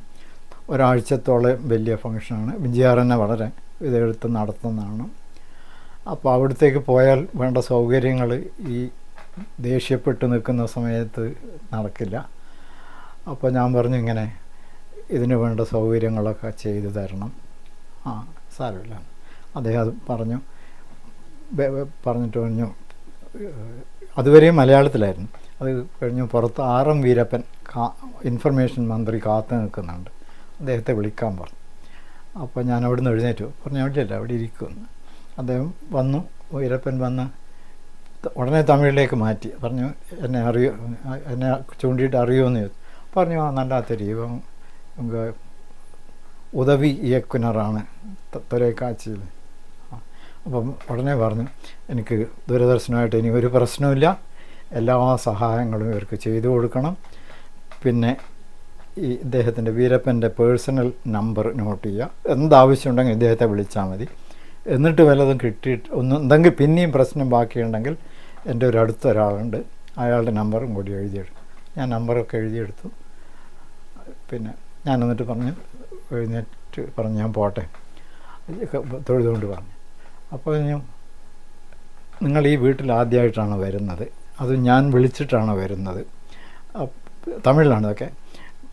ഇവിടെ വരുന്നവരൊക്കെ എൻ്റെ കൂടെ ഭക്ഷണം കഴിച്ചിട്ടേ പോകാറുള്ളൂ. നിങ്ങൾ കുറച്ച് പുറത്ത് നേരം വെയിറ്റ് ചെയ്യണം. ഞങ്ങൾ കുറച്ച് ഭരണത്തെ സംബന്ധിച്ച കാര്യങ്ങൾ സംസാരിക്കട്ടെ. അത് കഴിഞ്ഞ് ഞാനൊരു മണിക്കൂറോളം കാത്തു നിന്നാണ്. പിന്നെ അദ്ദേഹം വന്ന് ബ്രേക്ക്ഫാസ്റ്റ് കൂടെ, ഇഡ്ഡലി, കുറേ ചമ്മന്തിയൊക്കെ. ഇത്രയും നല്ലൊരു ഹോസ്റ്റ് കണ്ടിട്ടില്ല. പിന്നെ അത് കഴിഞ്ഞിട്ട് എനിക്ക് അദ്ദേഹത്തിൻ്റെ കൂടെ ഒരു തവണ ഹെലികോപ്റ്ററിൽ വെല്ലൂരിലൊരു ലോ പവർ ട്രാൻസ്മിറ്റർ ഇനാഗുറേറ്റ് ചെയ്യാൻ വേണ്ടി കേന്ദ്രത്തിൽ നിന്ന് ശങ്കരാനന്ദ് എന്ന് പറയുന്ന മന്ത്രി വന്നിരുന്നു. രാജ്ഭവനിലായിരുന്നു മന്ത്രി. അപ്പോൾ അദ്ദേഹത്തിൻ്റെ കൂടെ ഞാൻ പോകണം. അപ്പോൾ MGRും അദ്ദേഹം ഹെലികോപ്റ്ററിൻ്റെ അദ്ദേഹത്തിൻ്റെ സെക്രട്ടറി, ഞങ്ങൾ 6 പേരുണ്ടായി. അപ്പോൾ ഹെലികോപ്റ്ററിൽ ഒരു 140 കിലോമീറ്റർ ദൂരമുണ്ട്. അവിടെ ഇറങ്ങി അദ്ദേഹം എൻ്റെ ഈ പറഞ്ഞ മാതിരി തന്നെ ചുമലിങ്ങനെ ചേർത്ത് ഈ ചോദിച്ചു, ഇവിടെ നിങ്ങൾക്ക് വല്ല സൗകര്യം വേണോ, ഞാൻ എന്തെങ്കിലും ഏർപ്പാട് ചെയ്യണമെന്ന്. അവിടെയും ഈ ജനക്കൂട്ടം എന്ന് പറയുന്നത്, ഞാൻ അങ്ങനെയുള്ള ജനക്കൂട്ടം എവിടെയും പിന്നീട് കണ്ടിട്ടില്ല. അപ്പോൾ എൻ്റെ ഓഫീസിൽ നിന്നുള്ള ആളുകൾ നേരത്തെ അവിടെ ഉണ്ടായിരുന്നു. ഞാൻ പറഞ്ഞു വേണ്ട, ഇവിടെ ആളുകൾ എന്തെങ്കിലും വേണമെങ്കിൽ ഞാൻ ഗസ്റ്റ് ഹൗസിലുണ്ടാവും. പോയി അത് കഴിഞ്ഞിട്ടാണ് ആളുകൾ വന്നിട്ട് പലരും എൻ്റെ ചുമലിൽ തൊട്ട് ചുംബിക്കുക, എൻ്റെ കാലിൽ വീഴുക, കെട്ടിപ്പിടിക്കുക. ഈ മാസ് അഡുലേഷൻ എന്ന് പറയുന്നത് വിഗ്രഹം ആരാധിക്കുന്നത് പോലെ, അതൊരു വലിയ അനുഭവമായിരുന്നു മദ്രാസിൽ. 1992 ഞാൻ തിരുവനന്തപുരത്ത് നിന്ന് ഡൽഹിയിലേക്ക് ട്രാൻസ്ഫറായിട്ട് പോയത്. കുറച്ചു കാലം ഞാൻ ഡൽഹി ദൂരദർശൻ കേന്ദ്രത്തിൻ്റെ ഡയറക്ടറായിരുന്നു. അതൊരു വലിയ, ഈ ഇന്ത്യയിലെ ഏറ്റവും വലിയ ടെലിവിഷൻ സ്റ്റേഷൻ. അവിടെ ഡയറക്ടറായിരിക്കാൻ കഴിഞ്ഞത് അതും ഒരു നല്ല അനുഭവമായിരുന്നു. ടെലിവിഷനെ പറ്റി പഠിക്കാൻ, വിവിധ ഭാഷക്കാരായ ആളുകളെ പറ്റി പഠിക്കാൻ, അതിനൊക്കെ സൗകര്യം ഡൽഹി ദൂരദർശനുണ്ടായിരുന്നു. അവിടെ നിന്നാണ് പിന്നീട് എന്നെ കൺട്രോളറായി marketing, sports, current affairs, public service broadcasting, ഈ 4 പ്രധാനപ്പെട്ട ചുമതലകളുമായിട്ട് കൺട്രോളറായിട്ട് മാറ്റിയത്. അത് കഴിഞ്ഞ് എനിക്ക് മാർക്കറ്റിംഗ് പരിചിതമായിരുന്നില്ല, അത് പഠിച്ചെടുത്തു. 1994 ഞാൻ ഡെപ്യൂട്ടി ഡയറക്ടർ ജനറലായി. അപ്പോഴും ഏതാണ്ട് ഇത് തന്നെ, പുതിയ ചാനലുകൾ ഡിസൈൻ ചെയ്യാൻ ആ സമയത്ത് എനിക്ക് അവസരം കിട്ടി. പിന്നീട് 90കളുടെ ആദ്യം പുതിയ ചാനലുകൾ വരാൻ തുടങ്ങി. അതിന് വഴിതെളിച്ച 2-3 സംഭവങ്ങളുണ്ടായി. ഒന്ന്, നമ്മുടെ സാമ്പത്തിക രംഗത്ത് ലിബറലൈസേഷൻ വന്നു. ടെക്നോളജി വളരെ കാര്യമായിട്ട് പുതിയ ചാനലുകൾ വരാൻ സഹായകമായി. കാരണം സാറ്റലൈറ്റിൽ അതുവരെയും ദൂരദർശൻ്റെ കുത്തകയായിരുന്നു ടെറസ്ട്രിയൽ, അതായത് ഭൂതല സംപ്രേഷണം. അത് മാറി സാറ്റലൈറ്റിലേക്ക് സിഗ്നലുകൾ അയച്ച് ഡൗൺലിങ്ക് ചെയ്ത് കേബിളുകളിൽ കൂടി ഡിസ്ട്രിബ്യൂട്ട് ചെയ്യുന്ന സംവിധാനം വന്നു. അത് വിപ്ലവകരമായൊരു മാറ്റമായിരുന്നു. കേരളത്തിലേത് ഏഷ്യാനെറ്റ് ആ രംഗത്തെ 3ാമത്തെ ചാനലായിരുന്നു ഇന്ത്യയിൽ. അതിനു മുമ്പ് സീ ടെലിവിഷൻ, തമിഴ്നാട്ടിലെ സൺ നെറ്റ്വർക്ക്, ഇതൊക്കെ അതിന് ശേഷമാണ് ഏഷ്യാനെറ്റ് വന്നത്. അതുപോലെ ഒരുപാട് പുതിയ ചാനലുകൾ പല ഭാഷകളിലും വന്നു. 1992 ദൂരദർശനും ബംഗാൾ ക്രിക്കറ്റ് അസോസിയേഷനും തമ്മിൽ ഒരു വലിയ കേസ് നടന്നിരുന്നു കൽക്കത്ത ഹൈക്കോടതിയിൽ, ഒരു ക്രിക്കറ്റിൻ്റെ സംപ്രേഷണാവകാശത്തെപ്പറ്റി. ഞാൻ ആ കേസിൽ, ഞാനും INB മിനിസ്ട്രിയിലുള്ള ഒരു കൊലീഗ്, ഞങ്ങൾ 2 പേരുമായിരുന്നു ഗവൺമെൻറ്റിൻ്റെ ഭാഗത്തുനിന്ന് പോയത്. അക്കാലത്ത് ജ്യോതി ബാസുവിനെ കാണാൻ വേണ്ടി പോയിരുന്നു. അപ്പോൾ അദ്ദേഹത്തിന് അറിയാം എൻ്റെ ലെവലിലൊന്നും ഒരു തീരുമാനം എടുക്കില്ല എന്നുള്ളത്. പക്ഷെ വളരെ കോർഡിയലായി കണ്ടു. അത് കഴിഞ്ഞ് കൽക്കത്ത ഹൈക്കോടതി ഒരു ഓർഡർ വന്നിരുന്നു. അതായത് ഇതിൽ നിന്ന് കിട്ടുന്ന പരസ്യ വരുമാനം 50-50 ആയിട്ട് ഷെയർ ചെയ്യാമെന്ന്. അപ്പോൾ അതിനെതിരായിട്ട് സുപ്രീം കോടതിയിൽ അവർ പോയി. സുപ്രീം കോടതിയിൽ നിന്ന് ഒരുപക്ഷെ ഇന്ത്യൻ ടെലിവിഷൻ രംഗത്തെ ആകമാനം മാറ്റിമറിച്ച ഒരു വിധി ന്യായം വന്നു. അതായത് വായുതരംഗങ്ങൾ സ്വതന്ത്രമാണ് എന്ന് പറഞ്ഞു. ജസ്റ്റിസ് ജീവൻ റെഡ്ഡി ഉൾപ്പെടുന്ന ഒരു ബെഞ്ച്. അതോട് കൂടിയിട്ട് അപ്ലിങ്കിങ്, അതായത് ഉപഗ്രഹത്തിൽ നിന്ന്, ഭൂമിയിൽ നിന്ന് ഉപഗ്രഹത്തിലേക്ക് അപ്ലിങ്ക് ചെയ്യുന്ന, സിഗ്നലിൽ അപ്ലിങ്ക് ചെയ്യുന്ന അവകാശം കുത്തകയായിരുന്നത് മാറി നിയമങ്ങൾക്ക് വിധേയമായിട്ട് മറ്റുള്ളവർക്കൊക്കെ ഇത് ചെയ്യാം. അതുവരെ ഈ സ്വകാര്യ ചാനലുകളൊക്കെ പുറത്തു പോയിട്ടായിരുന്നു അപ്ലിങ്ക് ചെയ്തുകൊണ്ടിരുന്നത്. അത് മാറിയതോടുകൂടി പിന്നീട് ഇങ്ങനെ ഏതാണ്ട് പുതിയ മഴക്ക് മുളച്ചു വരുന്ന കുമിളുകൾ പോലെ ഒരുപാട് ചാനലുകൾ വന്നു. ഇപ്പോഴും 900-ലധികം ചാനലുകൾ ഇന്ത്യയിൽ ഉണ്ട്. ടെലിവിഷൻ വ്യവസായം 70,000 കോടിയോളം വ്യാപ്തിയുള്ളതാണ്. മലയാളം അതിലൊരു ചെറിയ ഭാഗം മാത്രമേ ആവുന്നുള്ളൂ. അപ്പോൾ അങ്ങനെ ഒരു വിപ്ലവകരമായ മാറ്റം ഉണ്ടായി. അപ്പോഴും ദൂരദർശൻ 1900-ൻ്റെ ആദ്യം തന്നെ പുതിയൊരു മെട്രോ ചാനൽ തുടങ്ങി. കാരണം മത്സരം വന്നു. മെട്രോ ചാനൽ തുടങ്ങി അപ്പോഴത്തേക്ക് ഒരുപാട് ഈ മെട്രോ ചാനലിന് വമ്പിച്ച ജനപ്രീതി ഈ ഹിന്ദി മേഖലയിലുണ്ടായിരുന്നു. കാരണം ദൂരദർശൻ എന്നൊരു ഈ അതിൻ്റെ എന്താ പറയുക, ഒരു ക്ലാസിക് സംവിധാനം വിട്ട് ആളുകൾക്ക് പ്രീതി ഉണ്ടാവുന്നത് വരുന്നത് മെട്രോ ചാനൽ. മെട്രോ ചാനലിൻ്റെ മോഡലിൽ പിന്നീട് ഒരുപാട് ചാനലുകൾ വന്നു. പിന്നെ ഈ ഗവൺമെൻറ്റിൻ്റെ ഈ നിയമങ്ങൾക്കുള്ളിൽ ടെലിവിഷനെ പ്രവർത്തനം ഒതുക്കുന്നത് വലിയ പ്രയാസമാണ്. അപ്പോൾ അത് വലിയൊരു ഇഷ്യൂ ആയിരുന്നു. അങ്ങനെ ദൂരദർശൻ്റെ കുത്തക ഏതാണ്ടല്ല പൂർണ്ണമായും 2000 ആകുമ്പോഴത്തേക്ക് 2003-2004 ആകുമ്പോഴത്തേക്ക് വളരെ കുറഞ്ഞു. അപ്പോൾ പുതിയ കാര്യങ്ങൾ എന്തെങ്കിലും ചെയ്യാം. പിന്നെ ദൂരദർശൻ പ്രസാർ ഭാരതി ഒരു ഓട്ടോണമസ് കോർപ്പറേഷനായി. പക്ഷേ ഈ ഓട്ടോണമസ് കോർപ്പറേഷൻ നിലവിൽ വന്നത് 1990-ൽ ജനതാദൾ ഗവൺമെൻറ് കൊണ്ടുവന്ന ഈ മൗലികമായ സ്വാതന്ത്ര്യമുണ്ടാകുന്ന ആ സംവിധാനം. അതിനു മുമ്പ് ചന്ദ കമ്മിറ്റിയൊക്കെ അത് പറഞ്ഞിരുന്നു. അത് ഒക്കെ പോയി ഏറ്റവും അധികം ഭേദഗതികൾ കൊണ്ടുവന്നൊരു നിയമം ഇന്ത്യൻ പാർലമെൻറ്റിൽ പ്രസാർ ഭാരതി ആക്ടാണ്. അങ്ങനെ നിലവിൽ വന്നപ്പോൾ അതൊരു ഇപ്പോഴും എൻ്റെ അഭിപ്രായത്തിൽ അതൊരു വെള്ളാനയാണ്. യാതൊരു കാര്യമില്ല. ഏത് കാര്യം നടക്കണമെങ്കിലും INB മിനിസ്ട്രിയുടെ ഇടപെടലുണ്ടാവും. അപ്പോൾ അത് വന്നു കഴിഞ്ഞപ്പോഴത്തേക്ക് കൂടുതൽ കോംപ്ലിക്കേഷനായി, സങ്കീർണമായി ടെലിവിഷനിലെ ജോലി. കാരണം പ്രസാർ ഭാരതിയിൽ വരുന്നവർ അത് ഇതിനെ പറ്റിയിട്ട് വലിയ അറിവുള്ള ആളുകളല്ല. അപ്പോൾ പിന്നെ ഒരു കാര്യം നിർഭാഗ്യവശാൽ നടന്നത്, ദൂരദർശൻ ഡയറക്ടർ ജനറലിൻ്റെ സ്ഥാനത്ത് പഴയ ഈ പ്രൊഫഷണൽസിന് പകരം IAS ഉദ്യോഗസ്ഥന്മാർ വരാൻ തുടങ്ങി. അത് ഈ IAS ഉദ്യോഗസ്ഥന്മാർക്ക് കരിയർ ഡെവലപ്മെൻ്റ് അല്ലാതെ വേറെ അവർക്ക് താല്പര്യങ്ങളൊന്നും വളരെ അപൂർവമായിട്ട്. ഞാൻ ഒരുപാട് പേരുടെ കൂടെ ജോലി ചെയ്തിട്ടുണ്ട്. ഒന്നോ രണ്ടോ. ഒരു ഡയറക്ടർ ജനറൽ എന്ന് പറയുന്നത് ഭാസ്കർ ഘോഷായിരുന്നു. അദ്ദേഹം ഒരു തിയേറ്റർ ആക്ടിവിസ്റ്റ്, റൈറ്ററൊക്കെ ആയിരുന്നു. അതുകൊണ്ട് ഈ ഒരു മാധ്യമമായിട്ട് ക്രിയാത്മകമായിട്ട് അദ്ദേഹത്തിന് വളരെ നല്ല രീതിയിൽ പ്രവർത്തിക്കും. അത് കഴിഞ്ഞ് പിന്നീട് വന്നവരുടെ കൂട്ടത്തിൽ ഒരു രാജീവ് രത്ന ഷാ ഉണ്ടായിരുന്നു. അദ്ദേഹം ഈ പുറത്ത് അമേരിക്കയിലൊക്കെ പോയി ജോലി ചെയ്തിട്ടുണ്ടായിരുന്നു. അപ്പോൾ ഒരു വിശാലമായ കാഴ്ചപ്പാടാണ് അദ്ദേഹം.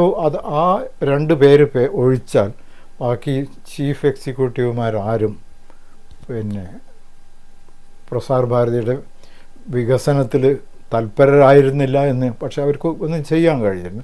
ഒന്ന് ഗവൺമെൻറ്റിൻ്റെ നിയമങ്ങൾ, 2 അവർക്ക് വ്യക്തിഗതമായി സ്വന്തം വളർച്ചയല്ലാതെ കാഴ്ചപ്പാടുണ്ടായിരുന്നു. അപ്പോൾ പ്രസാർ ഭാരതിയിലും എനിക്ക് ഭാരിച്ച ഉത്തരവാദിത്തങ്ങളുണ്ടായിരുന്നു. അതിലേറ്റവും സന്തോഷം നൽകിയ ഒരു ഉത്തരവാദിത്തം ഇന്ത്യൻ ഭാഷകളിലെ സാഹിത്യകൃതികൾ, മൗലിക ക്ലാസിക്കുകൾ, അത് ദൃശ്യവൽക്കരിക്കാനുള്ള ഒരു ബൃഹത്തായ പരിപാടി. അതിൻ്റെ ഇനീഷ്യേറ്റീവ് ഞാനായിരുന്നു എടുത്തത്. കാരണം എൻ്റെ ആ സമയത്തെ മേലധികാരി മിസ്റ്റർ ഷാ വിളിച്ചു പറഞ്ഞു, നിങ്ങൾക്ക് സാഹിത്യം അറിയാം, ഇംഗ്ലീഷിൽ എഴുതാനും പറ്റും, അതുകൊണ്ടൊരു ഡീറ്റെയിൽഡ് അജണ്ട നോട്ട് ഉണ്ടാക്കിയിട്ട് തരണം. ഞാനൊരു ഡ്രാഫ്റ്റ് എന്ന് എന്നെ കാണിക്കണമെന്ന് പറഞ്ഞു. ഡ്രാഫ്റ്റ് ഞാൻ അദ്ദേഹത്തെ കാണിച്ചു. ഒരു മണിക്കൂർ കൊണ്ട് അദ്ദേഹം പറഞ്ഞു. കാരണം 2-3 ദിവസത്തിനുള്ള ബോർഡ് മീറ്റിംഗ് അദ്ദേഹം കാണിച്ചു. എൻ്റെ ഔദ്യോഗിക ജീവിതത്തിൽ ഇത്രയും ഭംഗിയായിട്ടൊരു കാര്യം അവതരിപ്പിച്ചൊരു നോട്ട് ഞാൻ കണ്ടിട്ടില്ല പറഞ്ഞു. അതൊരു വലിയ നേട്ടമായിട്ടാണ് ഞാൻ കരുതുന്നത്. സാഹിത്യം, ഇന്ത്യൻ സാഹിത്യം. അപ്പോൾ മുൻഷി പ്രേംചന്ദിൻ്റെ കഥകൾ ഗുൽസാറിനെ കൊണ്ട്, പിന്നെ ഒരുപാട് മലയാള സാഹിത്യകൃതികളുമൊക്കെ അങ്ങനെ ദൃശ്യവൽക്കരണം നടത്തപ്പെട്ടു എല്ലാ ഭാഷകളിലും. പിന്നെ അതിലെനിക്ക് അഭിമാനത്തോടുകൂടിയുള്ള ഒരു കാര്യം നാരോ കാസ്റ്റിംഗ് ആണ്. ഈ നാരോ കാസ്റ്റിംഗ് എന്ന് പറയുന്നത് അമേരിക്കയിൽ ആദ്യം കേബിൾ ടെലിവിഷൻ CNN വന്നത് ഒരു കുന്നിൻ്റെ മേലെ നിന്നുള്ള സിഗ്നലുകൾ ഈ സമതല പ്രദേശങ്ങൾ, കുന്നിൻ്റെ മേലെയുള്ള ട്രാൻസിസ്റ്ററിന് സമതല പ്രദേശങ്ങളിലേക്ക് ഒരു പ്രത്യേക വിഷയത്തിൽ ടെലിവിഷൻ പരിപാടി അവതരിപ്പിക്കുക എന്നുള്ളത്. അപ്പോൾ ഇന്ത്യയിൽ ആ സമയത്ത് 1400 ലോ പവർ ട്രാൻസ്മിറ്റർ എല്ലാം ഡൽഹിയിൽ നിന്ന് റിലേ ചെയ്യുകയാണ്. സ്റ്റേറ്റ്സിലാണെങ്കിൽ അവിടുത്തെ പ്രോഗ്രാം. അപ്പോൾ ഒരു എൻജിനീയറിംഗ് ചീഫ് RK ഗുപ്ത, അദ്ദേഹം കുറേ സ്ഥലങ്ങളിൽ ടൂർ ചെയ്തപ്പോൾ അവിടുത്തെ ലോക്കൽ ഇതിലുമായിട്ട് അവിടുത്തെ ആളുകൾക്ക് യാതൊരു ടച്ചും ഇല്ല. അവിടുന്ന് ടെലിവിഷൻ വരുന്നു, സംസ്ഥാനത്താണെങ്കിൽ സംസ്ഥാനത്തിൻ്റെ അല്ലെങ്കിൽ കേന്ദ്രത്തിൻ്റെ. അപ്പോൾ അദ്ദേഹം പറഞ്ഞു ഇങ്ങനെ ഒരു അരമണിക്കൂർ ഒരു ആഴ്ചയിൽ ഇതിൽ നിന്നൊക്കെ ലിങ്കേജ് വേർപെടുത്തി ലോക്കൽ ഡെവലപ്മെൻറ്റ് ഉദ്ദേശിച്ചുള്ളൊരു പ്രോഗ്രാം എക്സ്പെരിമെൻ്റൽ ബേസിസിൽ നടപ്പാക്കണം. അപ്പോൾ നാരോ കാസ്റ്റിംഗ് എന്നാണ് അതിൻ്റെ പേര്. അത് ആദ്യം 14 സ്ഥലങ്ങളിലാണ് നടപ്പാക്കാൻ. അത് മന്ത്രി തലത്തിൽ അത് നയപരമായൊരു തീരുമാനം വന്നു. അപ്പോൾ ഞങ്ങളുടെ എല്ലാ ദിവസവും രാവിലെ ഒരു മീറ്റിംഗ് ഉണ്ടാവും, ഏറ്റവും ഉയർന്ന ഉദ്യോഗസ്ഥർ. ഒരു മീറ്റിങ്ങിൽ എന്നോട് ചീഫ് എക്സിക്യൂട്ടീവ് ഓഫീസർ, പിന്നീട് അദ്ദേഹം ഡൽഹി ലഫ്റ്റനൻറ്റ് ഗവർണർക്ക് അനിൽ ബൈജാൽ വിളിച്ച് ചോദിച്ചു, ഈ പ്രോഗ്രാം ഏറ്റെടുക്കാൻ പറ്റുമോ? കാരണം ഈ കടലാസ് പണി ഒഴിവാക്കണം, പേഴ്സണലായിട്ട് ചെയ്താലേ നടക്കുള്ളൂ, 3 മാസത്തിനുള്ളിൽ നടപ്പിലാക്കണം. ഇപ്പോൾ നാരോ കാസ്റ്റിങ്ങിൻ്റെ അങ്ങനെയാണ് അതെൻ്റെ ചുമതലയിൽ വന്നത്. അപ്പോൾ ഈ 14 സ്റ്റേഷൻ സെലക്ട് ചെയ്തു. കേരളത്തിൽ 2 സെലക്ട് ചെയ്തു. കാരണം ആ കാലത്ത് മലപ്പുറത്ത് കലക്ടറായിരുന്ന ശിവശങ്കർ, ചീഫ് മിനിസ്റ്ററുടെ പിന്നീട് സെക്രട്ടറി, അന്ന് മലപ്പുറം കലക്ടർ, അദ്ദേഹം ഡൽഹിയിൽ വന്നിട്ട് എന്നോട് പറഞ്ഞു, ഞങ്ങളവിടെ ഒരു അക്ഷയ പ്രോജക്റ്റ് നടപ്പിലാക്കുന്നുണ്ട്, അത് ഈ മലപ്പുറം ജില്ലയിൽ ആളുകൾ കാണണമെന്നുണ്ടെങ്കിൽ ഏറ്റവും നല്ല ഒരു ഇതായിട്ടാണ് ചെയ്യുന്നത്. ഇത് സത്യം പറഞ്ഞാൽ നാരോ കാസ്റ്റിങ്ങിൻ്റെ ഇതിൽ വരുന്നില്ല, കാരണം ഡെവലപ്മെൻ്റ് ആയിരുന്നു നാരോ കാസ്റ്റിംഗ് ഈ പരീക്ഷണത്തിൻ്റെ ഉദ്ദേശം. ഏതായാലും ഞാൻ അതിന് ബന്ധപ്പെട്ട മേലധികാരികളൊക്കെ ഉണ്ട് പെർമിഷൻ വാങ്ങിയത് എല്ലാം സെറ്റിൽ ചെയ്തതിന് ശേഷമാണ് ശിവശങ്കർ വേറെ എവിടെ നിന്നും ഒന്നും മാറ്റിയിട്ടൊക്കെ ചെയ്തു. അത് വളരെ സക്സസ്ഫുള്ളായിരുന്നു. അക്ഷയ പ്രോജക്റ്റ് കേരളത്തിൽ മുഴുവൻ വ്യാപിക്കാനുള്ള ഒരു കാരണം ആ പരീക്ഷണം. അതുപോലെ ഈ നാരോ കാസ്റ്റിങ് തമിഴ്നാട്ടിൽ കോയമ്പത്തൂരായിരുന്നു, കർണാടകത്തിൽ കർണാടക അഗ്രികൾച്ചർ യൂണിവേഴ്സിറ്റി, അങ്ങനെ എല്ലായിടത്തും അഗ്രികൾച്ചർ യൂണിവേഴ്സിറ്റിയുടെ സഹായത്തോട് അത് ഞാനും എൻ്റെ പേഴ്സണൽ സ്റ്റാഫ്, എൻ്റെ private secretary, personal assistant, clerk, ഒരു 4 പേരുള്ള ഒരു സംഘം, ഒരു സെക്ഷനോ ഫയലോ ഇല്ലാതെയാണ് ഇത് നടപ്പിലാക്കി. അതുകൊണ്ട് എനിക്കൊരു അവാർഡ് കിട്ടി, excellence in work, innovation in work എന്ന് പറഞ്ഞിട്ട്. അതൊരു വളരെ വലിയ അനുഭവമായിരുന്നു. പിന്നീട് എനിക്ക് അഭിമാനിച്ച് ഓർക്കാനുള്ളൊരു കാര്യം, ഞാൻ നേരത്തെ രാജീവ് രത്ന ഷായെ പറ്റി, അദ്ദേഹത്തിൻ്റെയും പ്രഥമ ലക്ഷ്യം ദൂരദർശൻ്റെ വരുമാനം പരസ്യ വരുമാനം ഏറ്റവും കൂടുതൽ നടപ്പാക്കുക എന്നുള്ളതായിരുന്നു, നേടുക എന്നുള്ളതായിരുന്നു. അപ്പോൾ ഈ പരസ്യത്തിൻ്റെ മാർക്കറ്റിങ്ങിൻ്റെ ചുമതല എനിക്കായിരുന്നു. മാർക്കറ്റിങ്ങിൻ്റെ ഒരു കമ്മിറ്റി, വളരെ പ്രഗത്ഭരായ ഒരു മന്ത്രി കാര്യാലയ തലത്തിൽ മിനിസ്ട്രി ഒരു കമ്മിറ്റി ഫോം ചെയ്തിരുന്നു. ഷുനു സെൻ എന്ന് പറയുന്ന ഹിന്ദുസ്ഥാൻ ലീവറിൻ്റെ മാർക്കറ്റിംഗ് ഹെഡ്, ജെർസൺ ഡാക്കോണ എന്ന് പറയുന്ന ബോംബെയിലെ തിയേറ്റർ ലിൻഡാസിൻ്റെ ഹെഡ്, അമീൻ സയാനി റേഡിയോ, സിലോൺ റേഡിയോയിലെ പഴയ പരിപാടി അദ്ദേഹം, പിന്നെ റോഡ മേത്ത, ഇത്രയും ആളുകളുടെ ഒരു കമ്മിറ്റി, ഞാനായിരുന്നു അതിൻ്റെ മെമ്പർ സെക്രട്ടറി. അപ്പോൾ ഞങ്ങൾ ഗവൺമെൻറ്റിന് അന്ന് ജയ്പാൽ റെഡ്ഡി ആയിരുന്നു മന്ത്രി, അദ്ദേഹത്തിന് റിപ്പോർട്ട് കൊടുത്തു. അന്ന് ജനതാദൾ തന്നെയായിരുന്നു അദ്ദേഹം. റിപ്പോർട്ട് കൊടുത്തു, ഒരു മാർക്കറ്റിംഗ് വിങ്, പ്രോഗ്രാം എൻജിനീയറിംഗ് പോലെ മാർക്കറ്റിങ്ങിനായിട്ടൊരു വിങ് തുടങ്ങണമെന്ന്. അതും എനിക്കൊരു എടുത്തു പറയാവുന്ന വലിയൊരു നേട്ടമായിരുന്നു. കൂടാതെ ഈ മിസ്റ്റർ ഷാ ചീഫ് എക്സിക്യൂട്ടീവായിരിക്കുന്ന കാലത്ത് കൊല്ലം 400 കോടിയായിരുന്ന പരസ്യ വരുമാനം 2000 അത് 654 കോടിയായി ഉയർത്താൻ എനിക്ക് കഴിഞ്ഞു. അദ്ദേഹം എന്നെ അഭിനന്ദിച്ച് പറഞ്ഞു, പ്രൈവറ്റ് കമ്പനിയിലാണെങ്കിൽ വലിയ പൊസിഷൻ കിട്ടിയാനെ എനിക്കൊന്നും ചെയ്യാൻ പറ്റില്ല, പക്ഷേ റെക്കോർഡൊക്കെ നന്നായിട്ട്. അപ്പോൾ അത് കഴിഞ്ഞ് അദ്ദേഹം പോയിട്ടാണ് മിസ്റ്റർ അനിൽ ബൈജാൽ. അതൊരു ജീവിതത്തിൽ ഏറ്റവും വലിയൊരു നേട്ടമായിരുന്നു ഈ രണ്ട് കാര്യങ്ങളും. പിന്നീട് ഈ ഡയറക്ടർ ജനറലിൻ്റെ തസ്തികയിലേക്ക് മത്സരം വന്നപ്പോൾ ആ മന്ത്രിക്ക് എന്നെ ഒഴിവാക്കാൻ വളരെ താല്പര്യമുണ്ടായിരുന്നു. കാരണം എൻ്റെ പേരൊഴിച്ച് വേറെ ഒരു പരിഗണനയില്ലായിരുന്നു. കാരണം എല്ലാ കൊല്ലവും ഔട്ട്സ്റ്റാൻഡിങ് റിപ്പോർട്ട് ഉള്ളൊരു വ്യക്തി, പിന്നെ എന്നെ പറ്റിയിട്ട് വേറെ യാതൊരു വിധത്തിലുള്ള അവമതിപ്പും എവിടെയും സഹപ്രവർത്തകരിൽ നിന്നോ മേലധികാരികളിൽ നിന്നോ, കാരണം എല്ലാ ചുമതലകളും ഞാൻ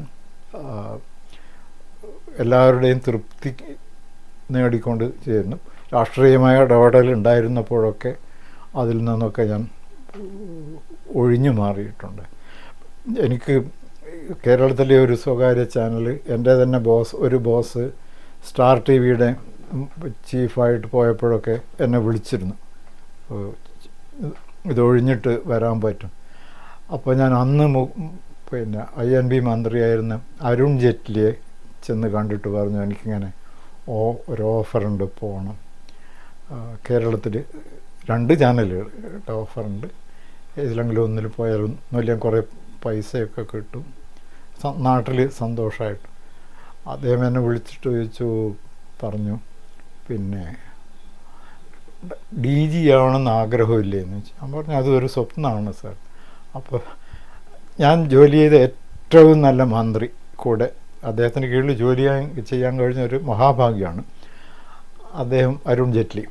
അപ്പോൾ അദ്ദേഹം എൻ്റെ പുറത്ത് കെട്ടിയിട്ട് പറഞ്ഞു, പിന്നെ ഞങ്ങളതിനു വേണ്ടി നടപടികളൊക്കെ എടുക്കുന്നുണ്ട്. അന്ന് സിഡ്നി ഒളിമ്പിക്സ് തുടങ്ങുന്ന സമയം. ഞാൻ 2 പ്രാവശ്യം അതിനു മുമ്പ് സിഡ്നിയിൽ പോയിട്ടുണ്ടായിരുന്നു. അപ്പോൾ ഒളിമ്പിക്സിന് വേണ്ടി അവിടെ പോയി വരുമ്പോഴത്തേക്ക് എന്തെങ്കിലുമൊക്കെ സംഭവിക്കുന്നു, നല്ലത് എന്ത് പറയാനാണ്. ഞാൻ പോയി കഴിഞ്ഞ ഒരാഴ്ചയൊക്കെ അദ്ദേഹം മാറി, അദ്ദേഹത്തിന് നിയമ വകുപ്പിൻ്റെ ചുമതലയായി. വേറെ ഒരാൾ INB മിനിസ്റ്ററായി. മിനിസ്റ്ററായി വന്ന വ്യക്തിക്ക് ഒരു IAS ഉദ്യോഗസ്ഥനെ കൊണ്ടുവരാൻ താല്പര്യമുണ്ടായിരുന്നു. അപ്പോൾ ഈ മുൻപ് പറഞ്ഞ ക്രിക്കറ്റ് ബോർഡ് ഓഫ് കൺട്രോളുമായി, ഇന്ത്യൻ ബോർഡ് ഓഫ് ക്രിക്കറ്റ് കൺട്രോളുമായിട്ട് കുറേ പ്രശ്നങ്ങൾ, ക്രിക്കറ്റ് ടെലികാസ്റ്റിനെ സംബന്ധിച്ച് ഒരുപാട് പ്രശ്നങ്ങളുണ്ടായിരുന്നു. 2 മേലുദ്യോഗസ്ഥന്മാർ തമ്മിലുള്ള, ഒരാൾ മാറി മറ്റൊരാൾ വന്നപ്പം മറ്റേയാളെ തമർത്താനുള്ള അങ്ങനെയുള്ളൊരു വൃത്തികെട്ട കുറേ ഇതൊക്കെ ആയി ഇത് പത്രത്തിലൊക്കെ വന്ന്. അപ്പോൾ ഞാൻ ഇത് കൈകാര്യം ചെയ്യുന്നതുകൊണ്ട് എല്ലാ ഫയലുകളിലൊക്കെ എൻ്റെ കയ്യിൽ കൂടിയിട്ടാണ്. അന്തിമമായ തീരുമാനം എൻ്റേതല്ലെങ്കിൽ പോലും ചീഫ് എക്സിക്യൂട്ടീവിന്. അപ്പോൾ അതിൻ്റെ പേരിൽ ഒരു CBI റെയ്ഡ് നടത്തിയിട്ട് അവർക്കൊന്നും കണ്ടുകിട്ടിയില്ല. അവർ പിന്നെ അവസാനം അത് ക്ലോസ് ചെയ്തു. പക്ഷേ അപ്പോഴത്തേക്ക് എനിക്ക് കിട്ടാനുള്ള ഡയറക്ടർ ജനറലിൻ്റെ പൊസിഷൻ പോയി. പിന്നെ എനിക്ക് സത്യം പറഞ്ഞാൽ അവിടെ മടുപ്പായിരുന്നു. പിന്നെ ഞാൻ സ്വയം വളണ്ടിയറി റിട്ടയർമെൻ്റ് എടുത്ത് തിരിച്ച് എവിടെയെങ്കിലും സെറ്റിൽ ചെയ്യണമെന്ന് ഇങ്ങനെ പല സ്ഥലങ്ങളും മനസ്സിലുണ്ടായിരുന്നു. തിരുവനന്തപുരമേ അൾട്ടിമേറ്റ്ലി തിരഞ്ഞെടുത്തു. ദൂരദർശനിൽ ജോലി ചെയ്യുന്നതിന് മുൻപ് ഞാൻ ഒരുപാട് സാഹിത്യം എഴുതിയിട്ടുണ്ട്. മാതൃഭൂമി വീക്കിലിയിലും ദേശാഭിമാനി വീക്കിലിയിലൊക്കെ ഒരു മാസത്തിൽ 1-2 തവണ ഞാൻ പുസ്തക വിമർശനം എഴുതിയിരുന്നു, ലേഖനങ്ങൾ എഴുതിയിരുന്നു. അത് കഴിഞ്ഞ് 1984 മുതൽ 2012 വരെ ഹിന്ദുവിൽ ഇംഗ്ലീഷിലും മലയാളത്തിലുള്ള പുസ്തകങ്ങളെ പറ്റിയിട്ട് നിരൂപണം എഴുതിയിട്ടുണ്ട്. ഹിന്ദുവിലും മലയാളം വാരികയിലും മാതൃഭൂമി ആഴ്ചപ്പതിപ്പിലും ഒക്കെ ആയിട്ട് പിന്നെ ലണ്ടനിൽ നിന്ന് വരുന്ന ഇക്കോണമിസ്റ്റ്, ഹോങ്കോങ്ങിൽ നിന്ന് ഏഷ്യ വീക്ക്, ഹോങ്കോങ്ങിൽ നിന്ന് തന്നെയുള്ള ഫാർ ഈസ്റ്റേൺ ഇക്കണോമിക് റിവ്യൂ, ഇതിലൊക്കെ ആയി ഒരു 2000-ലേറെ ലേഖനങ്ങൾ എഴുതിയിട്ടുണ്ട്. പിന്നെ ഞാൻ എൻ്റെ 20ാമത്തെ വയസ്സിലാണ് ആദ്യത്തെ പുസ്തകം പബ്ലിഷ് ചെയ്തത്. അത് റഡിയാർഡ് കിപ്ലിങ്ങിൻ്റെ ജംഗിൾ ബുക്കിൻ്റെ മലയാളം വേർഷൻ മാതൃഭൂമി വീക്കിലിയിൽ ട്രാൻസ്ലേറ്റ് ചെയ്തത്.